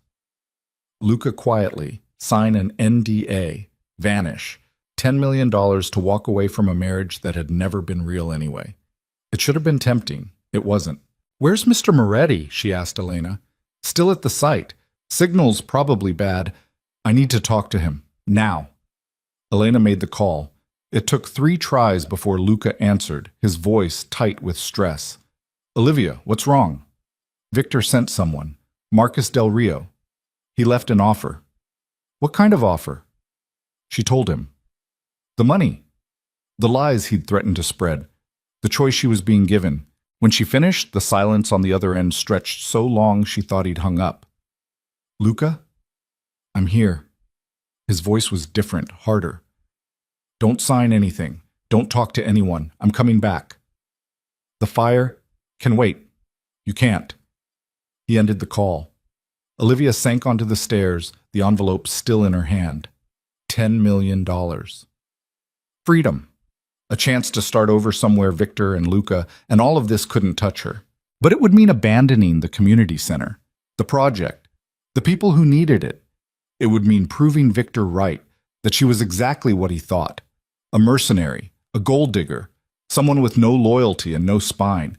And it would mean leaving Luca to fight this battle alone. She thought about the man who'd stood in the skeleton of his father's legacy and talked about building something better. The man who'd been honest about the darkness in his past, but was actually trying, to be something more than what he'd been born into. The man who'd given her a choice when she had none, even if his motives had been selfish. He wasn't perfect. He was cold and calculating and probably dangerous in ways she hadn't yet seen. But he was trying, and maybe that mattered. Olivia stood, walked to the fireplace in the sitting room, and fed Victor's offer to the flames. "Mrs. Moretti?" Elena appeared in the doorway. "What are you doing?" "Making a choice," Olivia said, watching the paper curl and blacken. The money turned to ash. And when Luca came home 20 minutes later, soot-stained and furious, she met him in the foyer with 2 words. "I'm staying." He stopped, stared at her. "Victor offered you an out." "I know. $10 million. "I know. And you're staying." "I'm staying." Something shifted in his expression. The mask cracked, just for a second, and she saw something underneath she couldn't name. "Why?" he asked. Olivia thought about all the reasons she could give. The project, the principle, the desire to prove Victor wrong. But the truth was simpler and more complicated than any of that. "Because you need me," she said, "and maybe I need this too." Luca crossed the space between them in 3 strides. For a wild second, she thought he might kiss her. Instead, he took her hands, carefully, like she was something precious. "Then we end this," he said. "Together. No more playing defense. We go after Victor with everything we have." "What does that mean?" His smile was sharp and dangerous. "It means we stop being the victims in his game. We become the players." "I don't know how—" "I'll teach you, starting now."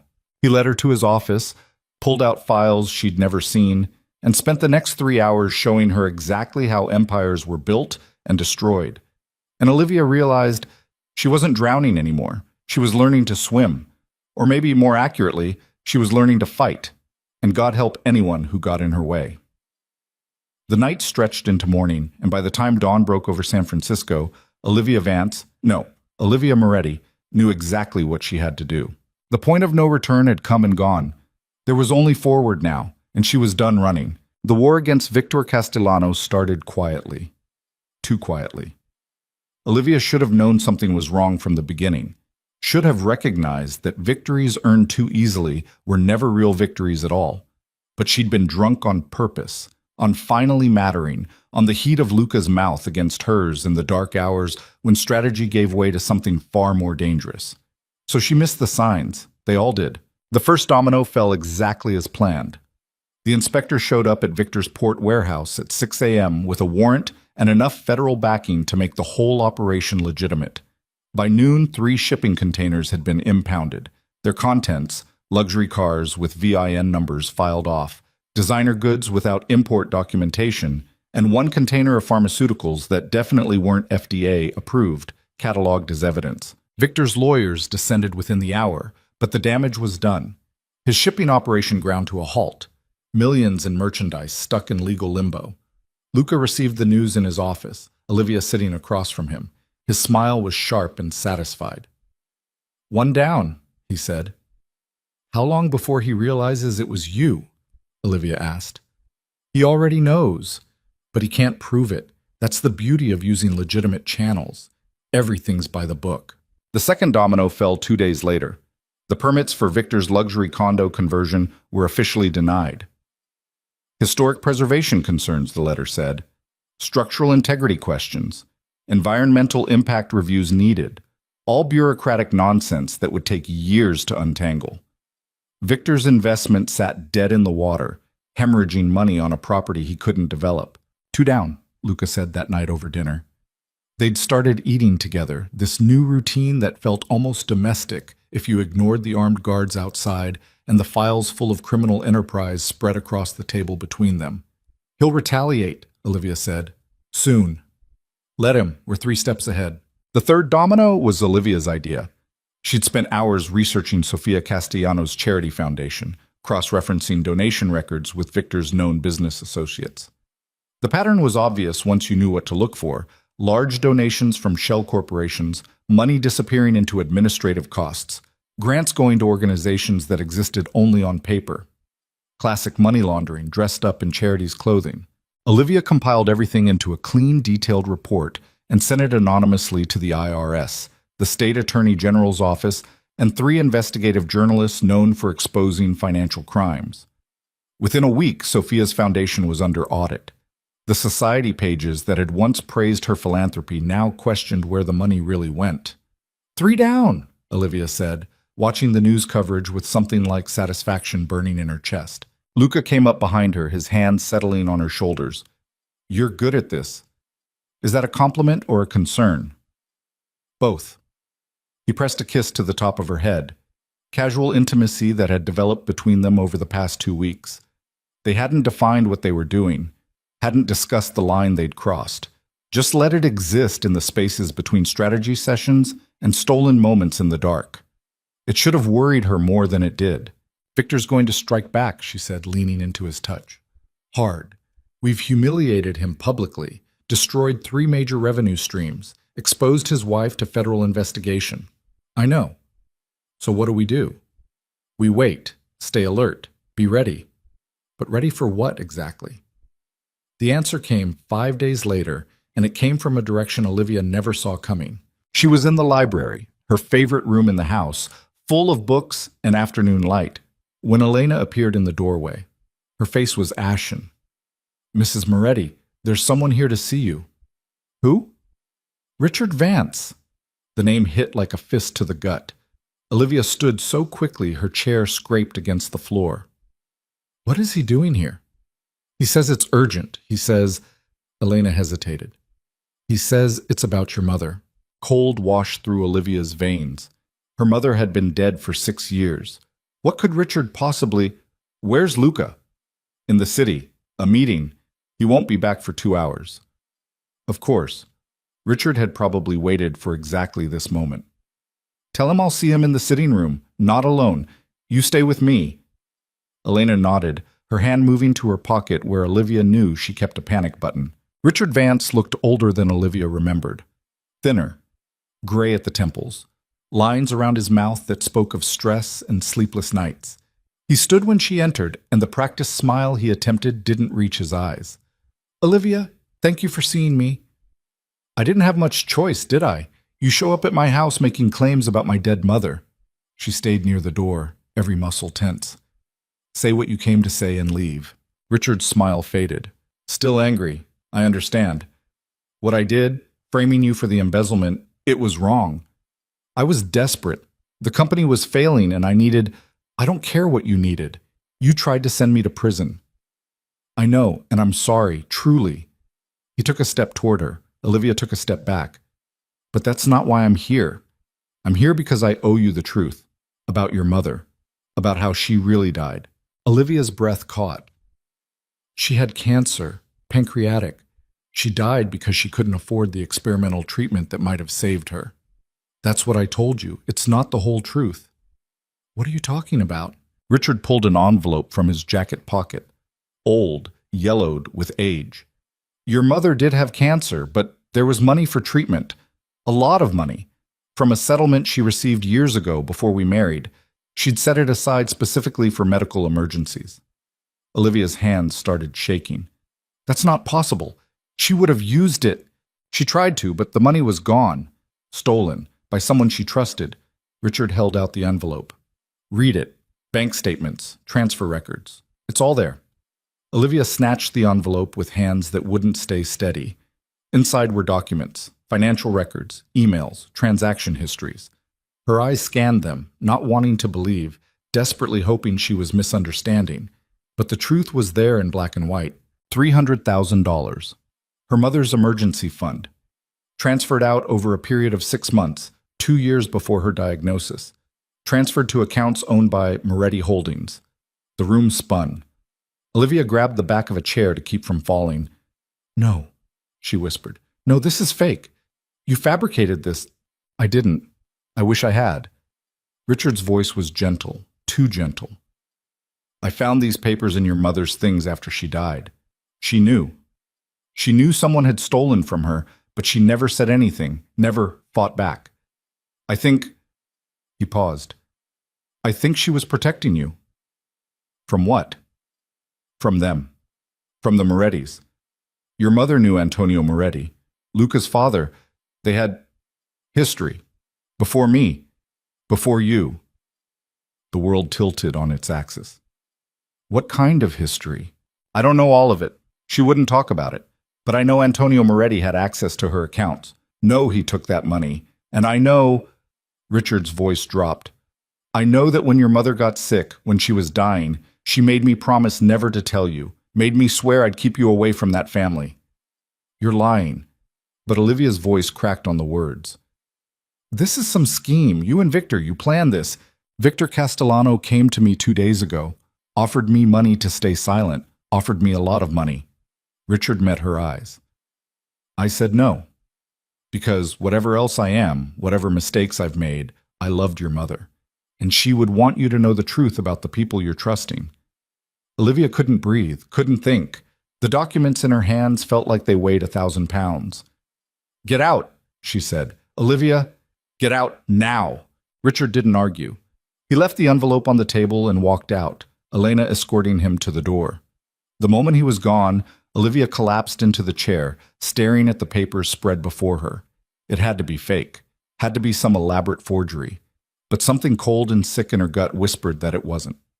She pulled out her phone with shaking hands and called Luca. It went to voicemail. She tried again, and again, and again. No answer. Elena returned, her expression worried. Mrs. Moretti, are you all right? I need you to verify something. Olivia held up one of the bank statements. These account numbers. Can you check if they're real? They actually belong to Moretti Holdings? Elena took the paper, her frown deepening as she read. I can try, but I'll need to access Mr. Moretti's private financial records. That requires. I don't care what it requires. Do it. 20 minutes later, Elena returned. Her face told Olivia everything before she said a word. The accounts are real, Elena said quietly. They belong to Antonio Moretti. He closed them in 2019, a year before he died. And the transfers? Are those real too? Elena's silence was answer enough. Olivia stood, her whole body numb. Did Luca know about his father stealing from my mother? I don't know. Mr. Moretti doesn't discuss his father's business with me. But it's possible. Mrs. Moretti, is it possible? Olivia's voice rose, sharp and desperate. Elena's shoulders sagged. Yes, it's possible.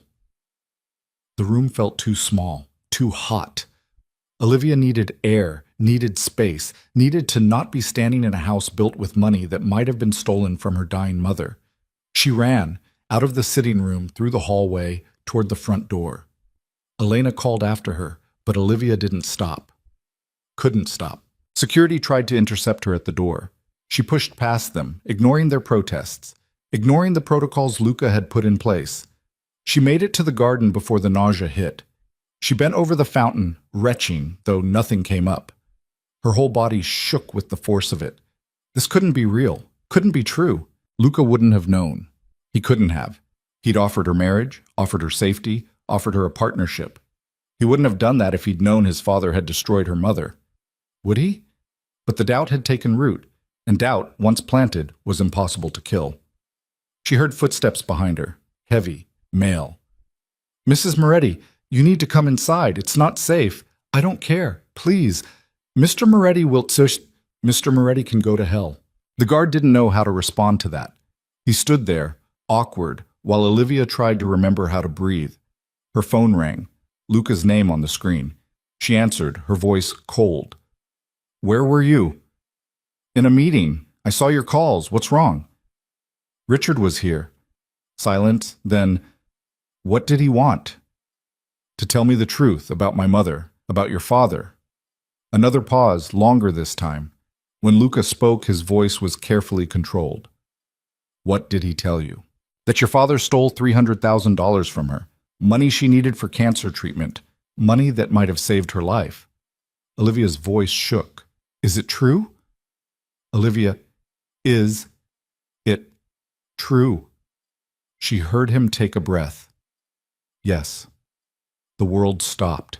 Everything, every moment since that night in the Fairmont ballroom, every touch, every kiss, every whispered promise, shattered into jagged pieces that cut on the way down. Did you know? She asked. When you asked me to marry you, did you know what your father had done? Yes. The single word destroyed her. You knew. You knew your father killed my mother, and you still...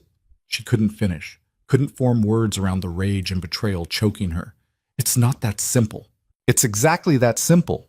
She was screaming now, not caring who heard. Your father stole from my mother. She died because she couldn't afford treatment.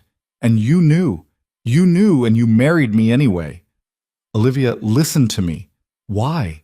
Why did you marry me? Was this some kind of sick penance? Did you think you could fix what your father did by giving me a contract and some money? No, I married you because I needed ikaku to o ipoa.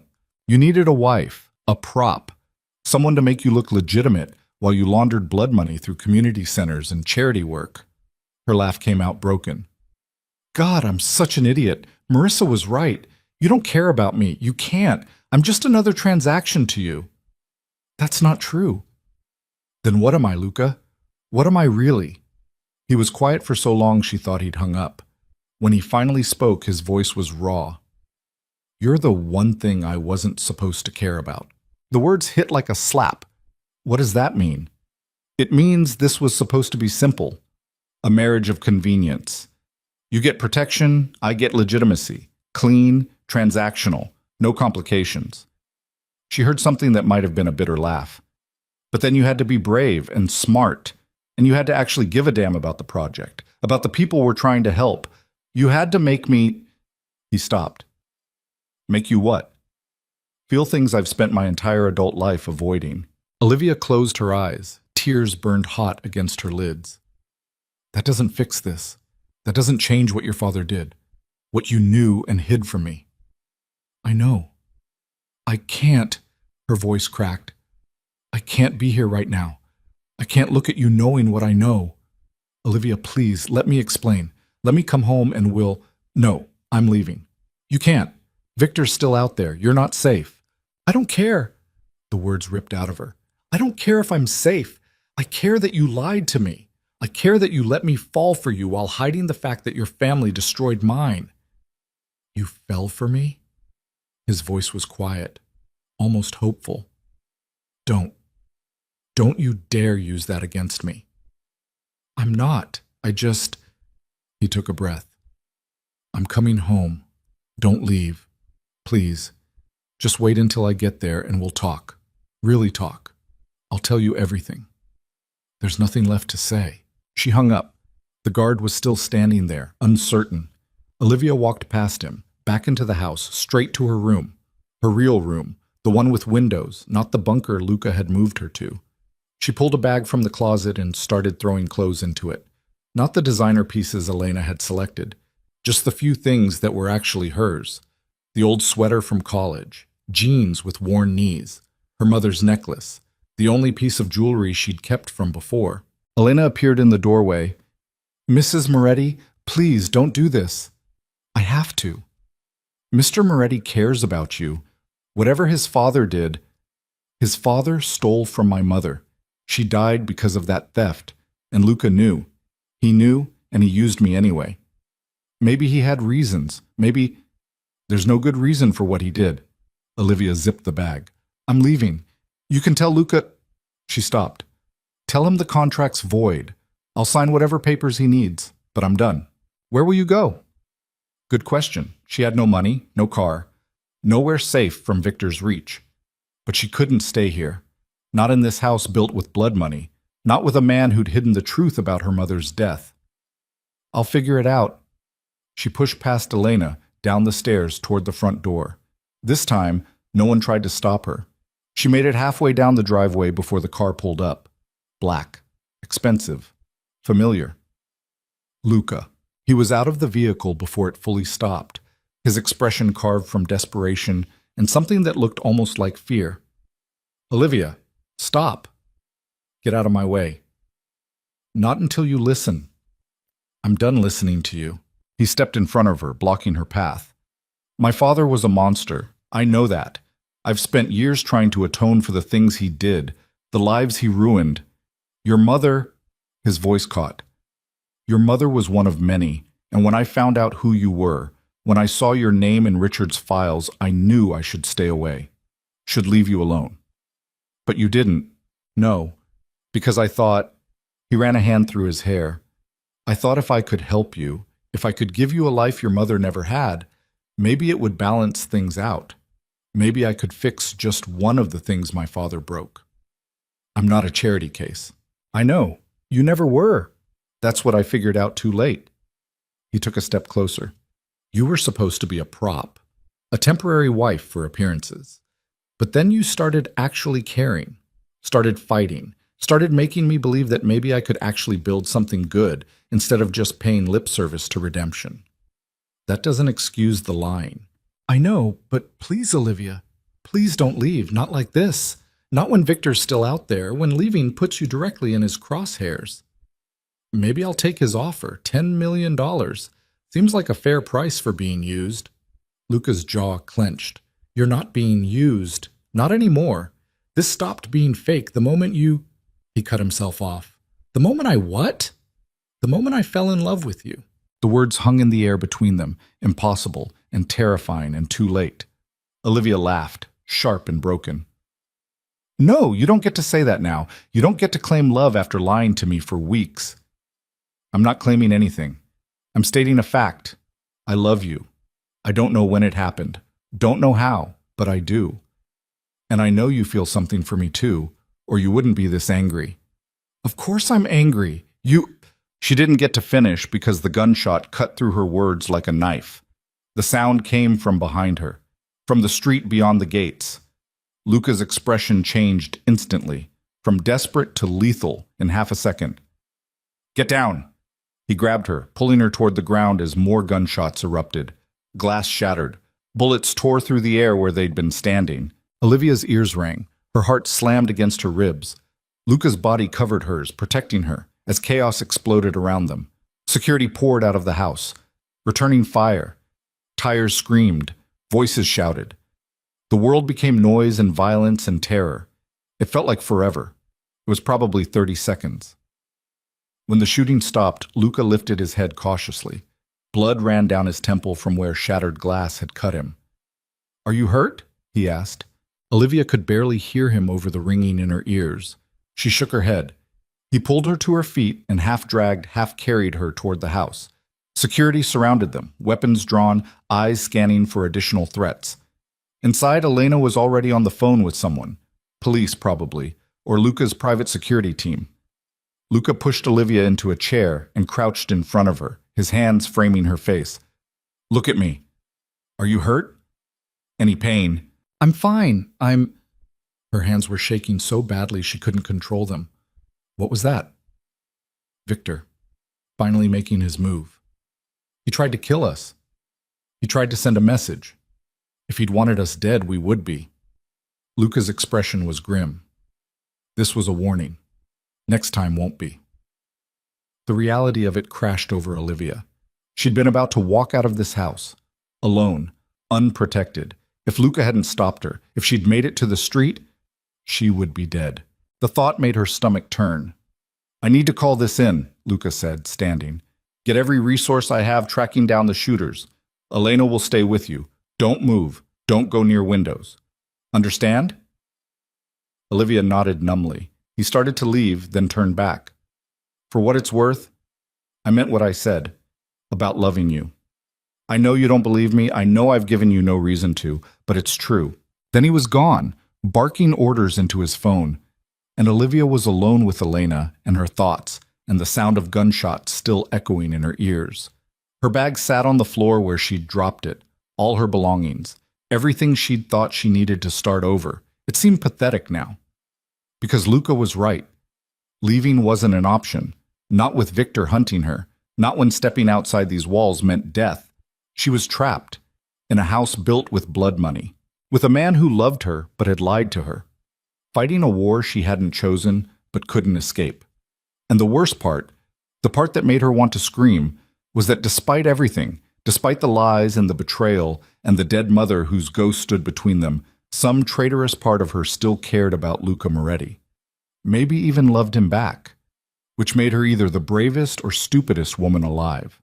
The next hours passed in a blur of police statements and security debriefings. Luca's people swept the grounds. The bullets had come from a vehicle that sped away before anyone could get a plate number. Professional, clean, untraceable. Victor's signature. By midnight, the house had settled into an uneasy quiet. Olivia sat in the library, the one room that still felt safe, trying to process everything. The door opened. Luca stood there, looking exhausted. "Can I come in?" She nodded. He sat across from her, maintaining distance. We found the shooter's position, analyzed the trajectory. They were aiming for the car, not for us specifically. Warning shots, like I thought. How reassuring. "Olivia, I don't want to talk about your father, or my mother, or any of it." She met his eyes. "But I need to know one thing. When did you find out? About the connection between your father and my mother?" 3 days before I approached you at the Fairmont. So recent, so calculated. "Did you seek me out because of it? Was this whole thing some guilt-driven—" "No. I sought you out because Richard had already flagged you as a potential scapegoat for his embezzlement. You were vulnerable, available, exactly what I needed for the marriage arrangement." He leaned forward. "I didn't learn about my father and your mother until I had my people do a deep background check. By then I'd already decided to approach you. Learning the truth just complicated things." "Why didn't you tell me?" "Because I was a coward. Because I knew if you found out, you'd look at me exactly the way you're looking at me now, like I'm contaminated by my father's sins." His voice dropped. "And you'd be right. I am. Everything I touch is poisoned by what he did, including you." "Don't." Olivia stood, pacing. "Don't make yourself the victim here. You had choices. You could have told me the truth, could have given me the option to decide whether I wanted to be part of this. Would you have stayed if I had?" Honest question, deserved an honest answer. "I don't know," she admitted. "Maybe not. Probably not." "Then I made the choice for you, for selfish reasons. Because I needed you here." He stood too, closing the distance between them. "I know that's not good enough. No, it doesn't fix anything, but it's the truth." They stood inches apart, the air between them heavy with everything unsaid. "I hate you," Olivia whispered. "I know. I hate that you lied. Hate that your father killed my mother. Hate that I'm stuck here because leaving means dying." "I know. And I hate that despite all of that, I still—" She stopped, the words too dangerous to say. "Still what?" She looked up at him, saw her own pain reflected in his eyes. "Still wish things were different." His hand came up, hovering near her face, but not touching. "They can be, if you let them." "How? How do we move past this?" "I don't know. But I'd like to try, if you're willing." Olivia closed her eyes. Every rational part of her screamed to say no, to maintain distance, to protect what was left of her heart. But the irrational part, the part that had fallen for him despite every reason not to, wanted to say yes. "I need time," she said finally. "I need to process this. All of it. The lies, the truth, what it means. Take all the time you need. And I need you to promise, no more secrets, no more hiding things to protect me. If we're doing this, if we're trying to make this work, I need complete honesty. You have it, I swear." She opened her eyes. "Okay, then tell me the full truth about Victor. Not the sanitized version, the real one. What does he want? Why is he doing this?" Luca's jaw tightened. "You're not going to like it." "I haven't liked anything about the past month. Tell me anyway." He took a breath. "Victor doesn't just want to destroy my business interests. He wants me dead. Has wanted it since my father died and I inherited instead of letting Victor take over. This war we're fighting, it's not about property or money or reputation. It's about survival, his or mine. Only one of us walks away from this. And the community center, my involvement, makes me look weak to him, sentimental. He thinks attacking you will break me, make me vulnerable, and he's—" Luca's voice cracked slightly. "He's not wrong. You're my weakness now, the thing he can use against me. Then maybe I should leave. Take Victor's offer. Get out of the crossfire." "No." The word came out harsh, desperate. "You leave, you die. Victor doesn't let loose ends survive. He'll take his money back and put a bullet in you the moment you're no longer useful." "How do you know?" "Because it's what I would do." The casual admission should have horrified her. Instead, it was almost a relief. At least he was being honest. "So what do we do?" she asked. "We end this, permanently, before Victor gets another chance to strike." "How?" Luca's smile was cold and calculating. We give him what he thinks he wants, and then we burn his whole world down. Explain. He did. Over the next hour, he laid out a plan so ruthless, so complete in its destruction, that Olivia felt sick listening to it. But it would work. God help them both. It would actually work. When do we start? She asked when he finished. Tomorrow. But Olivia, once we do this, there's no going back. Victor will know it was us, and he'll come after us with everything he has. I thought he was already doing that. He's been playing. This will be war. She thought about her mother, about the money stolen, about the life that might have been if Antonio Moretti hadn't been a monster. Thought about Luca, complicated, dangerous, damaged Luca, and the impossible thing growing between them. Then let's go to war, she said. His eyes searched hers. You're sure?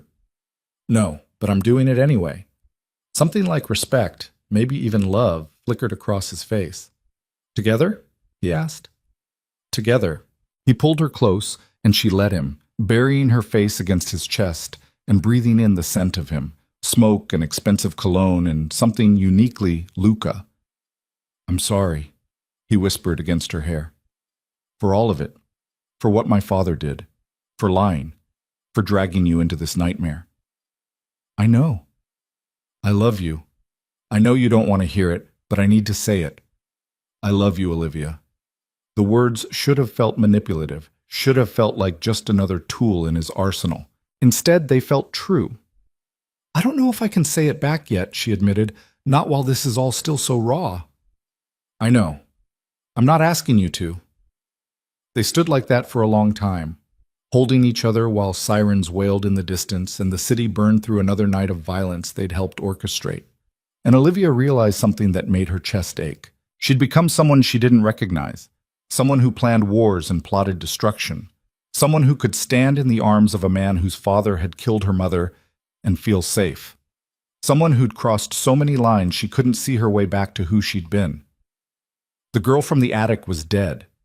In her place stood someone harder, sharper, dangerous. A Moretti. And the most terrifying part was that she didn't hate who she'd become. She just hoped it would be enough to survive what came next. The next morning started with a phone call that changed everything. Luca answered it in his office, Olivia sitting across from him reviewing the files they'd need for the day's operations. She watched his expression shift from focused to shocked to something she'd never seen before. Fear. When? He asked, his voice tight. How many? A pause. Lock down everything. No one in or out. I'm on my way. He ended the call and stood, his movements sharp and controlled. What happened? Olivia asked. The community center. Someone broke in last night, set fire to the whole building. Her stomach dropped. How bad? Total loss. Everything's gone. Victor? Has to be. But that's not... He stopped, his jaw clenching. They left a body.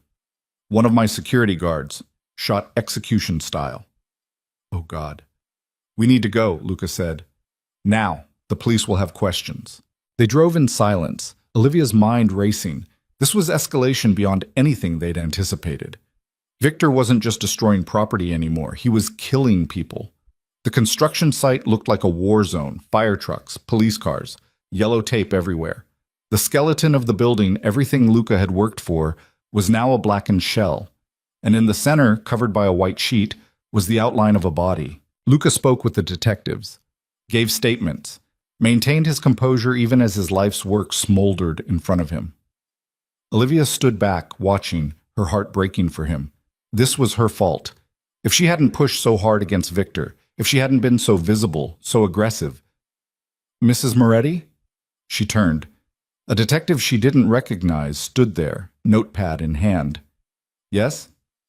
I need to ask you some questions about your whereabouts last night. My whereabouts? I was home. All night. Why? The detective's expression was carefully neutral. And can anyone verify that? Of course. My husband. The security team. Elena. What is this about? We received an anonymous tip. Someone claiming you were seen near the site around the time of the fire. The world tilted. That's impossible. I was home. I never left. Security footage from a traffic camera 3 blocks from here shows a woman matching your description driving past around 2 a.m. That wasn't me. I don't even have a car. The vehicle was registered to Moretti Holdings. Same make and model as the one your husband's company owns. Olivia's breath stopped. This was a setup. Victor was framing her for the arson, for the murder. I didn't do this, she said, her voice rising. Someone's trying to… Ma'am, I'm going to need you to come with me, just for questioning. No, this is insane, Luca! She called for him desperately. He was already moving toward them, his expression dark. What's going on? Mr. Moretti, I need to take your wife in for questioning regarding last night's fire and the death of… Absolutely not. She was with me all night. She had nothing to do with this. Can you prove that? Luca hesitated just for a second. But it was enough. Because the truth was, he'd been in his office all night, working alone. And Olivia had been in her room, also alone. There were no witnesses, no alibi, just enough reasonable doubt for Victor's frame job to work. This is ridiculous, Luca said, his voice hard. She has no motive, no reason to… Actually, Mr. Moretti, we've been looking into your wife's background, her history with the Vance family, the embezzlement charges that were dropped, the media exposure that followed. The detective looked at Olivia. Seems like someone with a pattern of legal trouble, someone who might be trying to sabotage her husband's legitimate business ventures. That's insane! Or someone who's working with outside interests to destroy those ventures. We've been investigating possible connections between Mrs. Moretti and Victor Castellano. Olivia's vision went dark around the edges. This wasn't just a frame job. This was complete character assassination. Victor had planted evidence, built a narrative, made it look like she was the one sabotaging Luca from the inside. I want a lawyer, she said, her voice barely steady. That's your right, but you're still coming with us. The detective moved to take her arm. Luca stepped between them. Touch her, and you'll regret it. Mr. Moretti, don't make this worse. Call Marcus Chen, Luca said to someone behind him. Probably Elena. Tell him to meet us at the station, and get every attorney on retainer ready to move. Then he looked at Olivia, his eyes full of fury and helplessness. Don't say anything, not a word. Wait for the lawyers. She nodded, numb. They took her in handcuffs, put her in the back of a police car like she was a criminal. And as they drove away from the burning wreckage of everything Luca had built, Olivia realized something that made her want to scream. Victor had won. He'd destroyed the project, killed Luca's employee, and framed her so perfectly that even if she proved her innocence, the suspicion would linger forever. She'd become exactly what Marissa had accused her of being, a liability, a weakness, the thing that would destroy Luca Moretti. And there was nothing she could do to stop it. The interrogation room was exactly like the movies. Gray walls, metal table, mirror that was obviously two-way glass, a single chair that was just uncomfortable enough to keep you off balance. Olivia sat in it for 3 hours before the lawyers arrived. The detectives tried to question her. She said nothing, just repeated the same 4 words. I want my lawyer.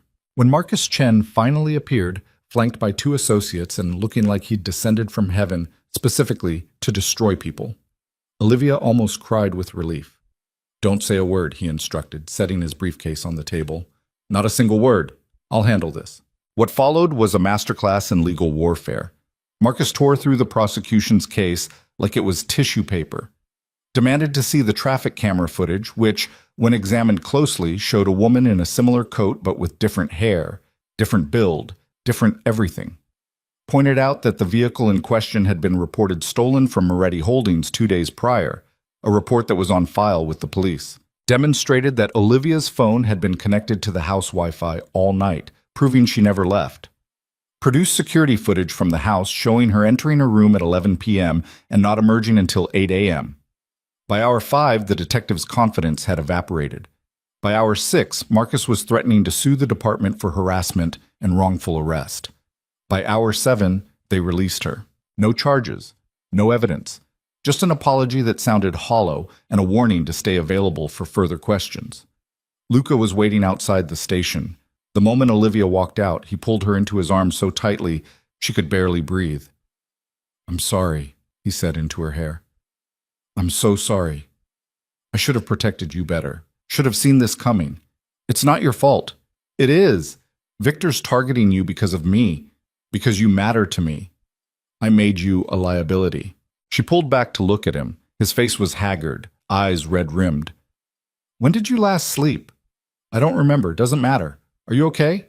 I'm fine. Scared, angry, but fine. Marcus appeared beside them. We need to move. Press is gathering. The story's about to explode. He was right. News vans were already pulling up, cameras turning toward them. They made it to the car and sped away before the reporters could mob them.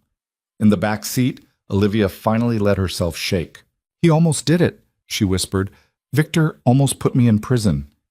But he didn't, Luca said fiercely. And he won't. I'll make sure of it. How? He's always 3 steps ahead. We destroy his business. He murders someone and frames me. We can't win this, Luca. He's too entrenched, too powerful. No one's untouchable. He is. And as long as I'm with you, I'm a target. Maybe I should... Don't. His hand found hers, gripping tight. Don't say you should leave. Don't even think it. But if I'm the weakness he's exploiting, then we use that. Make him think he's won.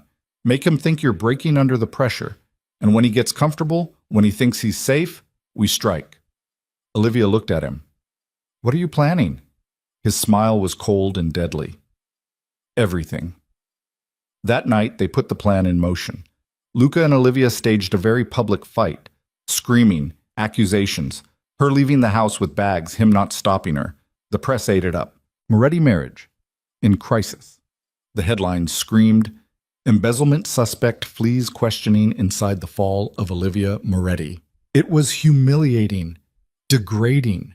Every tabloid in the city ran photos of her looking devastated. But it was necessary, because while the world thought she was running, while Victor thought he'd broken them, Olivia was actually moving into a safe house Luca owned under a different name.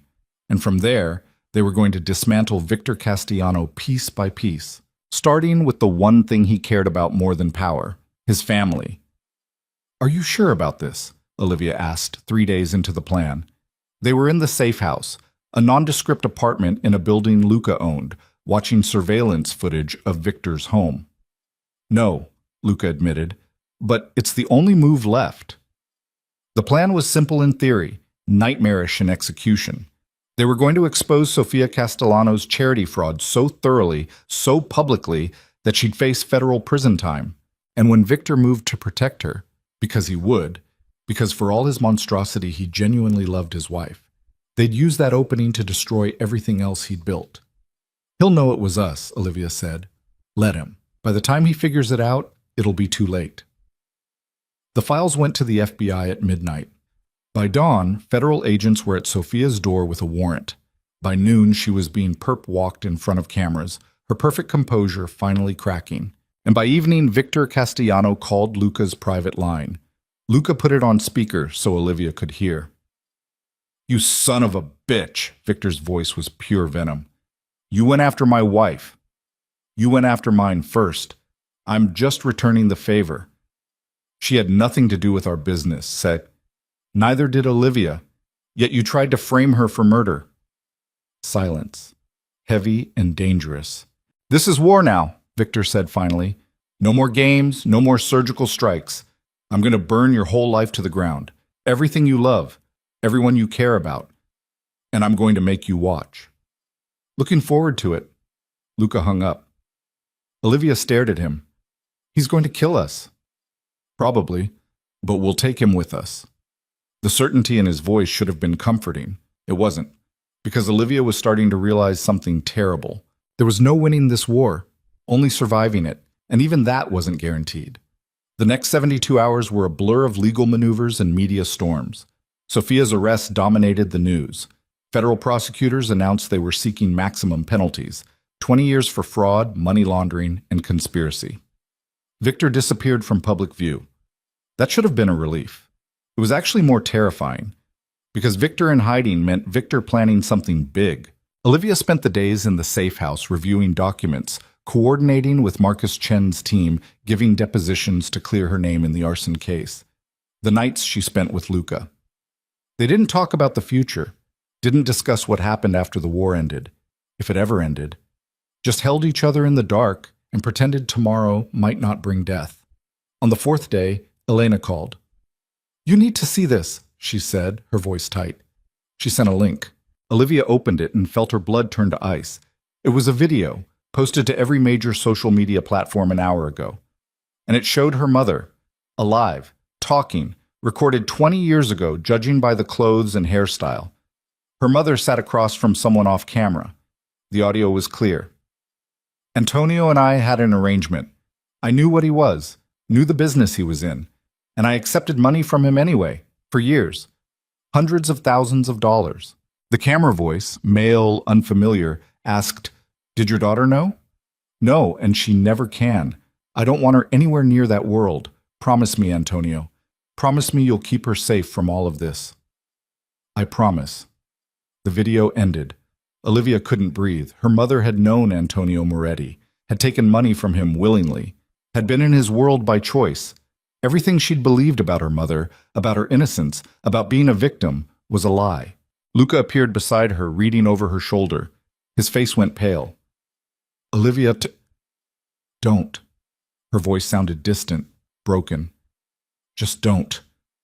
This doesn't change anything. It changes everything." She stood, pacing. "My mother took blood money. She knew what your father was, and she didn't care. And all this time I thought—" Her laugh came out hysterical. "I thought she was a victim. Thought your father destroyed her. But she was part of it, part of his world. She was trying to protect you." "By lying?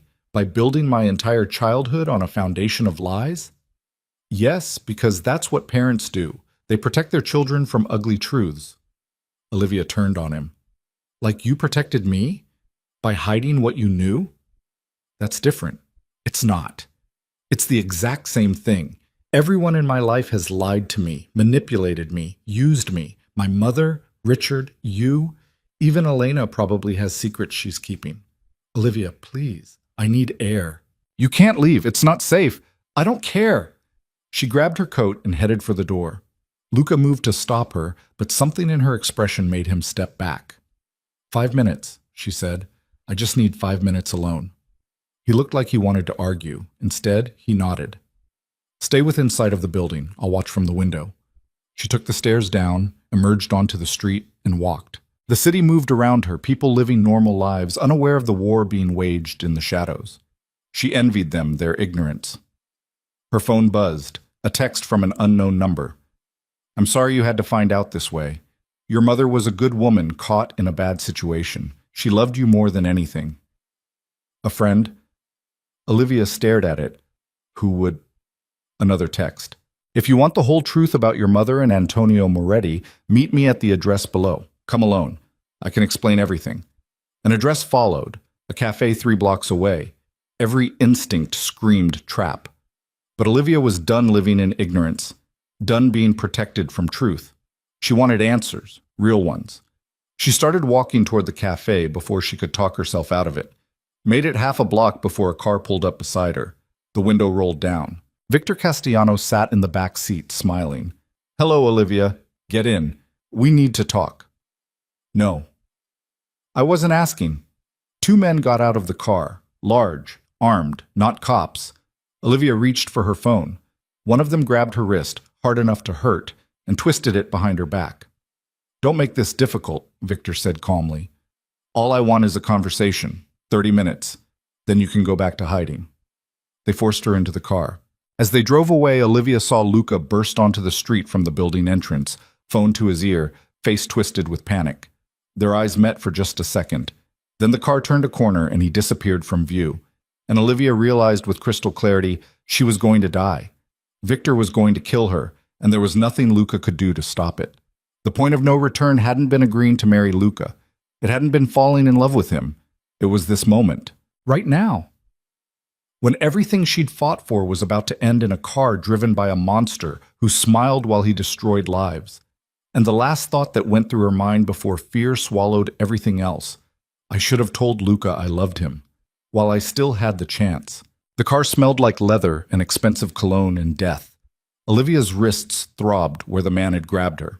She sat between 2 bodyguards built like walls, their presence making the back seat feel like a coffin. Victor sat across from her, perfectly composed, a slight smile playing at his lips. "You're wondering if I'm going to kill you," he said conversationally. Olivia said nothing. Her heart slammed against her ribs so hard she thought it might crack bone. The answer is, not yet. Not if you cooperate. He adjusted his cufflinks, casual, like they were discussing weather. "I need you to deliver a message to your husband. He'll never negotiate with you." "He will. For you." Victor's smile widened. He's made that abundantly clear. The way he looks at you, the way he tears apart anyone who threatens you. You're his weakness, Olivia, his fatal flaw, and I'm going to use that to destroy him. The car turned into an industrial area. Abandoned warehouses, empty streets, no witnesses. Olivia's breath came faster. She tried to slow it, tried to maintain control, but panic clawed at her throat. "What do you want?" she managed. "Everything. His legitimate businesses, his properties, his offshore accounts, all of it transferred to me by end of business tomorrow." Victor leaned forward. "In exchange, I let you live. I drop all charges against my wife. We call this war finished and go our separate ways." "He'll never agree to that. You'd leave him with nothing." "Exactly, which is why you're going to convince him. You're going to tell him that if he doesn't comply, I'll send you back to him in pieces. One finger at a time." Victor's voice stayed pleasant, conversational. "Do you understand what I'm telling you?" She understood perfectly. He was going to torture her until Luca surrendered everything. The car stopped outside a warehouse. Victor's men dragged her out. She tried to fight, kicked, scratched, screamed, but they were professionals. They had her restrained and inside the building within 30 seconds. The interior was exactly what she expected. Concrete floors stained with things she didn't want to identify. Metal chairs bolted to the ground. Implements hanging on walls that turned her stomach. This was where Victor brought people who needed to disappear. They shoved her into one of the chairs, zip-tied her wrists and ankles so tight the plastic cut into skin. One of the men backhanded her hard enough that her vision went white. "That's for Sophia," he said. Blood filled her mouth. She spat it onto the floor. Victor pulled up another chair sitting across from her like they were having coffee. "I'm going to call Luca now. You're going to tell him exactly what I told you. If you deviate from the script, if you try to warn him or send some coded message, Marcus here," he gestured to the man who'd hit her, "will break your fingers. All of them. Then we'll move to other parts. Do you understand?" Olivia's mind raced. She needed to buy time. Needed to figure out how to warn Luca without getting herself killed. "I understand," she said. Victor dialed. Put the phone on speaker. It rang once. Twice. Luca answered before the third ring, his voice ragged. "Where is she?" "Safe. For now. I'm going to let you talk to her. Confirm she's alive. Then we're going to discuss terms." He held the phone toward Olivia. She could hear Luca breathing, fast, panicked, barely controlled. "Olivia, are you hurt?" "I'm okay." Her voice cracked. "I'm sorry. I shouldn't have left. It's not your fault. Listen to me. Whatever he wants, I'll give it to him. Just stay calm. Stay alive. I'm coming for you." "How touching," Victor said, taking the phone back. "Now let's talk business. You have 12 hours to transfer everything I want.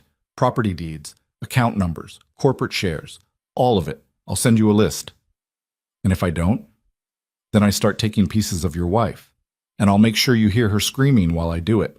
Silence on the other end. Olivia could almost hear Luca's mind working, calculating odds, looking for angles. "I need proof she's alive," Luca said finally. "Something current, not just her voice." Victor smiled. He nodded to Marcus, who pulled out a phone and took a photo of Olivia, bloodied, bound, terrified. "Sending it now," Victor said. "You have until noon tomorrow. After that, negotiations end badly." He hung up. Olivia's whole body shook. She couldn't stop it, couldn't control the fear flooding every nerve. "Good girl," Victor said, standing. "You followed instructions. That buys you a few hours of peace." He checked his watch. "I have business to attend to. Marcus and his friend will keep you company. Behave, and you might see tomorrow." He left. The two men stayed. Marcus pulled out a knife, not threatening, just maintenance. He started cleaning under his nails with the blade, his eyes never leaving Olivia. Comfortable? He asked. She didn't answer. Moretti's not going to give up everything for you. You know that, right? He's a businessman. He'll calculate the cost-benefit, decide you're not worth it. You don't know him. I know men like him. Power matters more than people. Always has. Always will. Marcus inspected the blade. When he doesn't pay, when Victor tells me to start cutting, I want you to remember, this is on him. Not us. Him. The other man laughed. She really thinks he loves her. Look at her face. Maybe he does. Maybe he doesn't. Won't matter when she's bleeding out. Olivia closed her eyes. Tried to think. Tried to plan. The zip ties were industrial strength. No breaking them. The chair was bolted down. No tipping it. The men were armed and alert. No overpowering them. She was trapped. Completely, utterly trapped. Hours crawled past. The men rotated watch. One would leave, the other would stay. They brought in food, fast food bags, and ate in front of her without offering anything. Her wrists bled where the zip ties cut. Her face swelled where Marcus had hit her.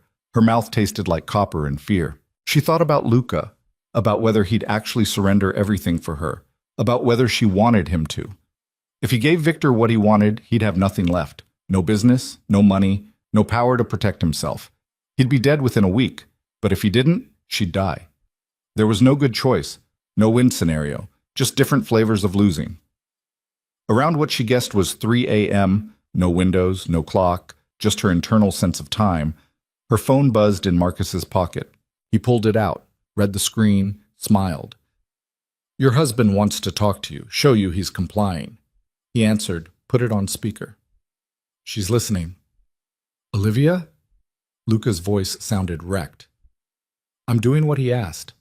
Transferring everything. It's going to take time, moving that much money, that many assets, but it's happening. Don't. The word ripped out of her. Don't do it. Victor will kill us both anyway. Marcus backhanded her again.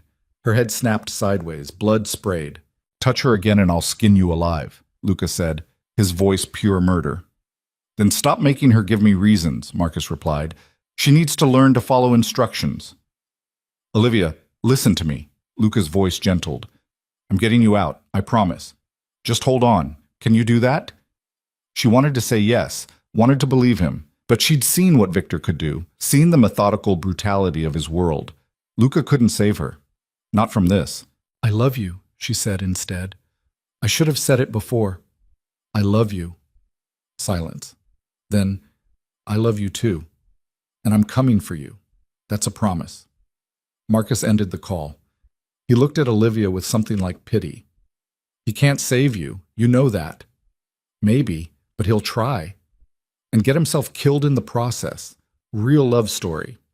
Marcus checked his own phone. Victor wants me to send proof you're still breathing. Smile for the camera. He took another photo. Olivia didn't smile. Just stared at the lens with all the hatred she could muster. Defiant. I like that. Makes breaking you more satisfying. The second man, quiet until now, spoke up. Boss says to move her. Different location. Moretti might try something. Marcus nodded. Get the car. They cut her zip ties but kept her hands bound with rope, dragged her to her feet. Her legs barely worked after hours in the chair. She stumbled. They didn't care. Outside, dawn was breaking.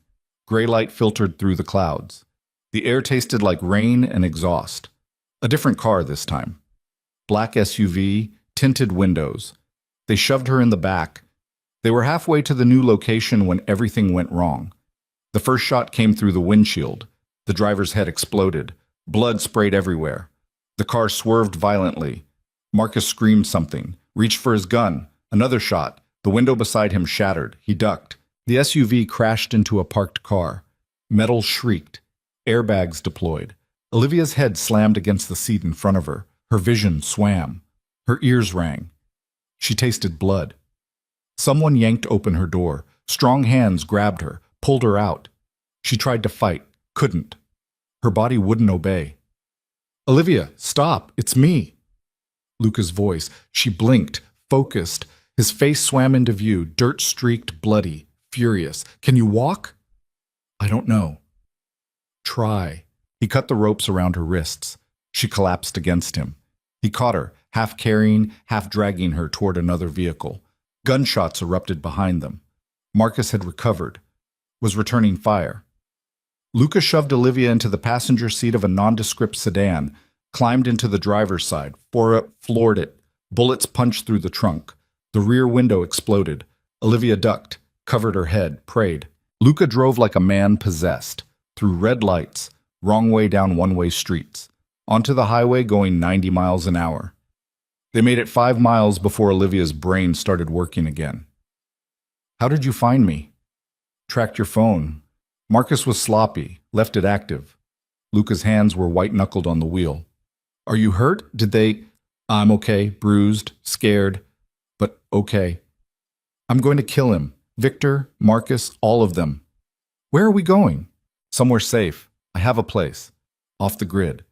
We'll regroup. Figure out next moves. Luca, he has your entire empire.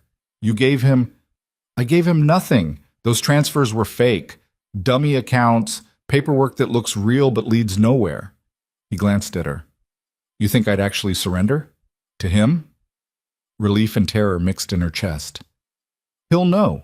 When the transfers don't clear, let him. By the time he figures it out, we'll be ready. Ready for what? His smile was sharp and deadly. Endgame. The safe place turned out to be a cabin in the mountains, 2 hours outside the city. No neighbors, no cell service, just woods and silence. Elena was there waiting. She pulled Olivia into a hug the moment they walked in. Thank God, we thought... Her voice broke. I'm okay. You're not. You look like hell. Come on, let's get you cleaned up. Elena led her to a bathroom while Luca made calls on a satellite phone. Under the fluorescent light, Olivia finally saw the damage. Split lip, blackening eye, bruises around her wrists, cuts and scrapes everywhere. She looked like she'd been in a war. Maybe because she had. Elena worked efficiently, cleaning wounds, applying bandages, giving her painkillers and water. What's the plan? Olivia asked. I don't know. Mr. Moretti's been coordinating something. He's had people in position for days. What kind of people? Elena's expression was grim. The kind who do things lawyers can't. Right, of course. Luca appeared in the doorway. I need to talk to Olivia. Alone. Elena nodded and left. He sat on the edge of the tub, studying Olivia's battered face. His jaw clenched. I should have protected you better. You saved my life, after putting it in danger in the first place. He reached out, his fingers barely brushing her bruised cheek. This ends tonight, Victor. His organization, all of it. How? I've been planning for this since the day my father died. Had contingencies in place. People loyal to me embedded in Victor's operation. Resources he doesn't know about. Luca's eyes met hers. I'm going to burn his world down. Completely. No coming back. That'll start a war. A real one. People will die. People have already died. My security guard. Your mother, indirectly. How many others? He stood. I'm done playing by rules Victor ignores. Tonight, we end this my way. What do you need from me? I need you to stay here. Stay safe. Let me handle... No.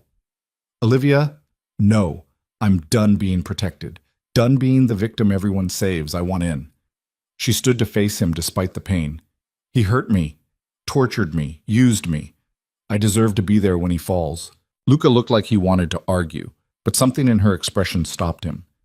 You understand what you're asking? This won't be clean, won't be legal. We're talking about killing people. I understand. You won't be able to go back, won't be able to claim ignorance or innocence. I stopped being innocent the moment I married you. His smile was sad. Maybe you were never innocent. Maybe that's why I fell for you. He kissed her then, gentle, despite the violence surrounding them, tasting her blood and tears and fury. When they broke apart, he rested his forehead against hers. Tonight changes everything. Win or lose, nothing will ever be the same. I know. We could run instead. Take the money I've hidden offshore. Disappear. Let Victor think he won. Could you live with that? Really? He pulled back, met her eyes. No. Neither could I. Then we end this together. Together. The next hours were a blur of preparation. Luca's people arrived, men and women Olivia had never seen. They brought weapons, surveillance equipment, body armor. This wasn't just a plan, it was an assault. Luca spread maps across a table. Victor's house, his business headquarters, his known safe houses. We hit them simultaneously, he explained to the assembled team. No warning, no mercy. By the time Victor realizes what's happening, it'll be over. What about Sophia? Someone asked. She's still under house arrest. She stays there. This isn't about her. She's already lost everything that matters.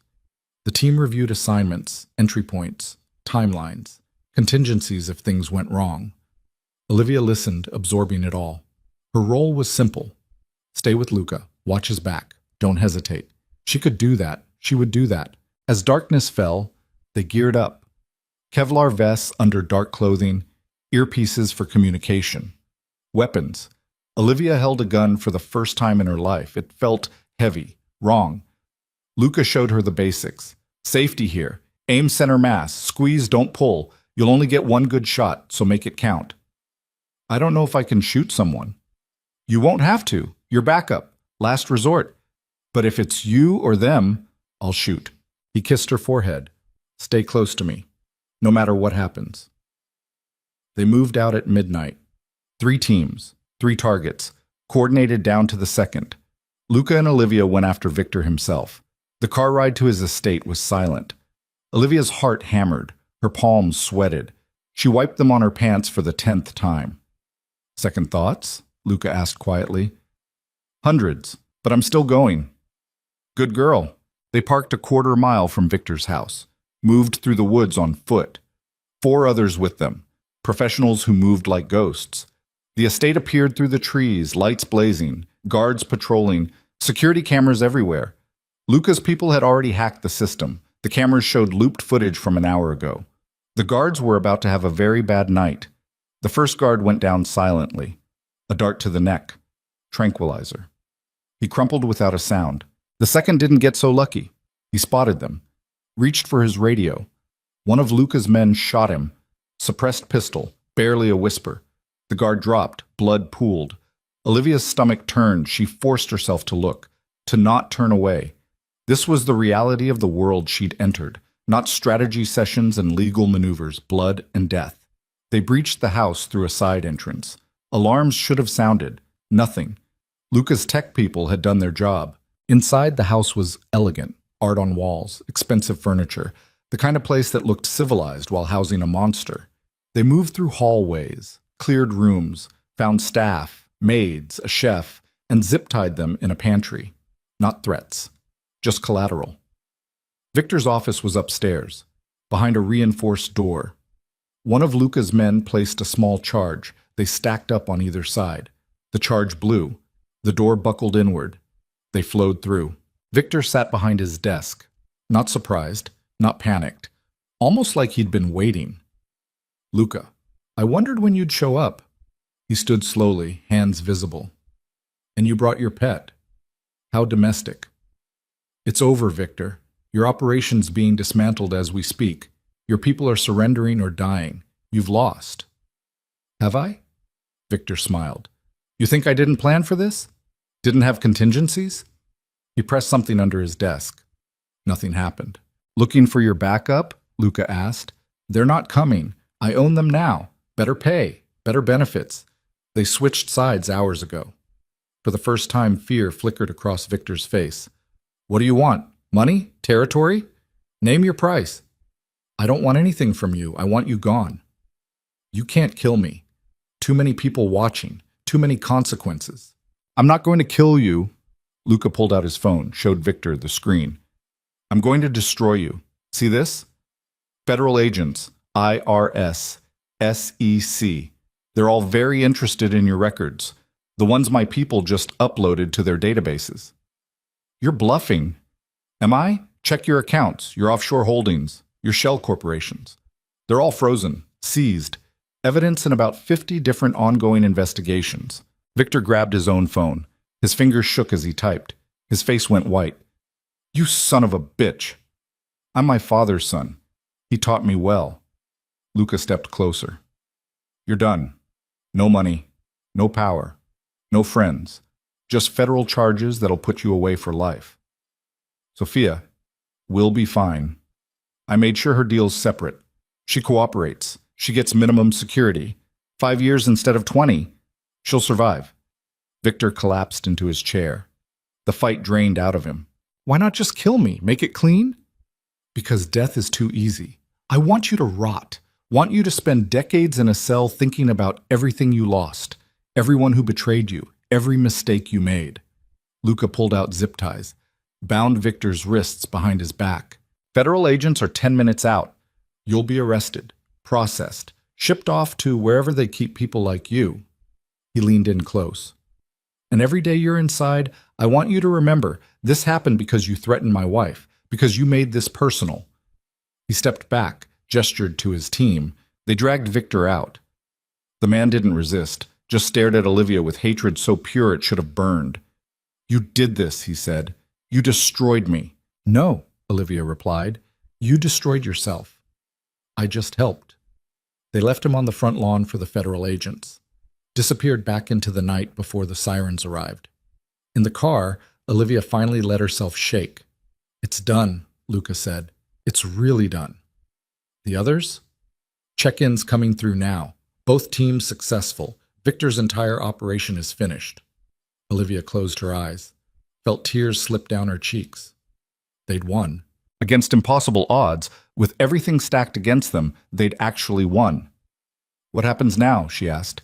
Now we disappear for a while. Let the authorities sort through Victor's empire. Let the dust settle. Luca's hand found hers. Then we rebuild. The community center, the legitimate businesses. Everything we wanted. Together? If you'll have me. She opened her eyes, looked at this man who'd dragged her into hell and fought beside her to get out. I love you, she said, even though you're a liar, even though your father killed my mother, even though you're probably still keeping secrets I don't know about. I love you. I love you too, and I swear, no more secrets, no more lies. From this moment on, complete honesty. Promise? Promise. He kissed her as the city lights faded behind them. They drove through the night toward whatever future waited, scarred, damaged, bloodied, but alive, and together. And maybe that was enough. The cabin felt different when they returned, lighter somehow, like the weight that had been pressing down on them for months had finally lifted. Elena met them with news. Victor had been formally arrested. Sophia had accepted her plea deal. The FBI had seized everything. The war was officially over. What about us? Olivia asked. Are we clear? Legally? Yes. You were victims, witnesses. The prosecutors want statements, but they're not pursuing charges. Elena smiled. You're free. Free. The word felt foreign. Olivia hadn't been free in so long she'd forgotten what it felt like. That night, she and Luca sat on the cabin's porch, watching stars emerge overhead. The silence was peaceful. No gunshots. No threats. No fear. What are you thinking? Luca asked. That I can't believe we survived. Me either. There were so many moments when... He stopped. When I thought I'd lost you. But you didn't. But I almost did. And that scares me more than anything Victor could have done. Olivia turned to face him. What scares you? Losing you. Not to violence or kidnapping or any of that. Just losing you.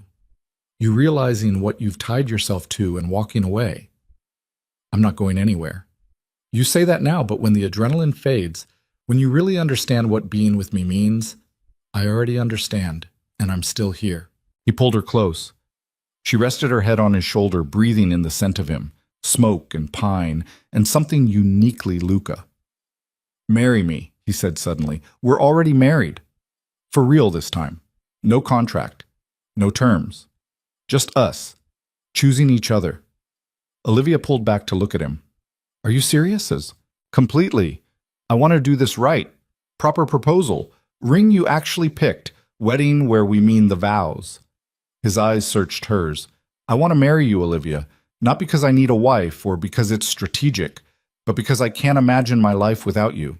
She kissed him, long and deep and full of everything she couldn't put into words. When they broke apart, she smiled. Yes, I'll marry you again. For real this time. Yeah? Yeah. He laughed, genuine and surprised, and so full of joy it made her heart ache. They sat there for hours, talking about the future, about the community center they'd rebuild, about going legitimate completely, about maybe, someday, having a life that didn't revolve around survival. As dawn approached, Olivia felt something she hadn't felt in years. Hope. Real, genuine hope that tomorrow might actually be better than today. It was terrifying. It was beautiful. It was theirs. 3 days later, they returned to the city. The media circus had died down. Victor's arrest dominated headlines, but Olivia and Luca were footnotes, victims who'd helped bring down a criminal empire. The narrative Luca's publicity team had crafted held. They were heroes, not criminals. The community center site was still a ruin, but standing there looking at the charred remains, Luca smiled. We'll build it back, bigger, better. Make it what it was always supposed to be. How long will that take? Years, probably, but we have time now. Olivia thought about time, about how much they'd wasted fighting when they could have been living. Let's not wait, she said. For what? For the wedding, for the life we want. Let's start now, today, this moment. Luca turned to her. You're serious? Completely. We've spent months preparing for war. Maybe it's time to prepare for peace instead. He kissed her there among the ruins of their first dream, and Olivia knew with absolute certainty they would build something beautiful from the ashes. They would create a life worth living. They would survive. Together. The epilogue of their war was just the beginning of their story, and this time they were writing it themselves. No contracts, no terms, no obligations, just love. Complicated, messy, hard-won love. And that was enough. More than enough. It was everything. 6 months later, the groundbreaking ceremony for the new community center drew hundreds of people. Press coverage was overwhelmingly positive. Luca gave a speech about second chances and building futures. Olivia stood beside him, his hand in hers, wearing a simple diamond ring they'd chosen together. She looked out at the crowd and saw faces full of hope. People who needed this center, who would benefit from what she and Luca were building. And she understood finally what her mother had been trying to protect her from. Not the violence, not the danger, the weight of responsibility that came with power, the burden of knowing you could help people and choosing to do it even when it cost everything. Her mother had failed, had taken money and stayed silent, had protected herself instead of fighting. But Olivia wouldn't. She'd fight. She'd build. She'd use whatever power she had to make things better. Not because she was noble or heroic, but because she'd been powerless once, invisible, forgotten. And she never wanted anyone else to feel that way. After the ceremony, Elena pulled her aside. Mrs. Moretti, someone wants to see you. Who? Elena gestured toward a woman standing near the edge of the crowd, mid-40s, elegant. Familiar in a way Olivia couldn't place, she approached cautiously. The woman smiled. Olivia, you don't know me, but I knew your mother. Olivia's breath caught. How? We were friends. Before Antonio. Before everything. The woman held out a hand. My name is Catherine Vanderberg, the philanthropist from the charity luncheon, the one who'd tested Olivia with questions about her family. Why are you telling me this? Because your mother asked me to look out for you. If anything ever happened to her, if you ever found yourself in Antonio Moretti's world. Catherine's eyes were kind. She knew what she was getting into, knew the risks, but she loved you more than anything. Everything she did, taking the money, staying silent, protecting you from the truth, it was all to keep you safe. Tears burned Olivia's eyes. She failed. I ended up here anyway. Did she? You're alive, strong, building something good. Maybe that's exactly what she hoped for. Catherine squeezed her hand. Your mother would be proud of who you've become, of what you're doing. She left before Olivia could respond. Luca appeared at her side. You okay? Yeah, I think. Olivia looked at the construction site, at the people gathered, at the future spreading before them. I think I'm exactly where I'm supposed to be. Even though it's complicated, especially because it's complicated. Easy doesn't build character. He laughed. No, it really doesn't. They stood together as the sun set over the city. Tomorrow would bring new challenges, new obstacles, new battles to fight. But tonight, they had this: each other, a purpose, a future. And sometimes that was all you needed to face whatever came next. Olivia leaned into Luca's embrace and let herself believe in happily ever after. Not the fairy tale kind, the real kind, built on honesty and trust and choosing each other every single day. It wasn't perfect, but it was theirs, and that made it worth everything. Check. The wedding, the real one, happened 3 months later. Small ceremony. Close friends only. Elena served as maid of honor. Marcus Chen stood as Luca's best man. Olivia wore white, not because she was innocent or pure, but because she wanted to, because it felt like a new beginning. Luca stood at the altar watching her walk toward him, and the look on his face made every terrible thing they'd survived worth it. The vows were simple. I promise to be honest, to fight beside you, to love you even when it's hard. I promise to protect you, to trust you, to build a life with you that's worth the struggle. They meant every word. When the officiant said, "You may kiss your bride," Luca did, and Olivia kissed him back. No contract this time, no terms, no countdown to when this ended. Just forever. Complicated, messy, beautiful, forever. Later, at the reception, Olivia found herself alone on a balcony. The party continued inside, laughter and music and celebration. But she needed a moment to process everything, to really understand that she'd made it, from the attic room to here, from invisible to essential, from victim to survivor to something more. Hey, she turned. Luca stood in the doorway, champagne in hand. You're missing your own party, he said. Just needed air. He joined her, handing her a glass. They toasted silently, drank, watched the city lights. Regrets? He asked. None. You? Not a single one. Liar. He smiled. Okay, maybe one. I regret not finding you sooner, not having more time. We have time now. We do. All the time in the world. He pulled her close. What do you want to do with it? Olivia thought about that, about the community center opening next year, about the future they were building, about children maybe, someday, about growing old together, about all the possibilities spreading before them. I want to live, she said simply. Really live. Not just survive, actually live. Then that's what we'll do.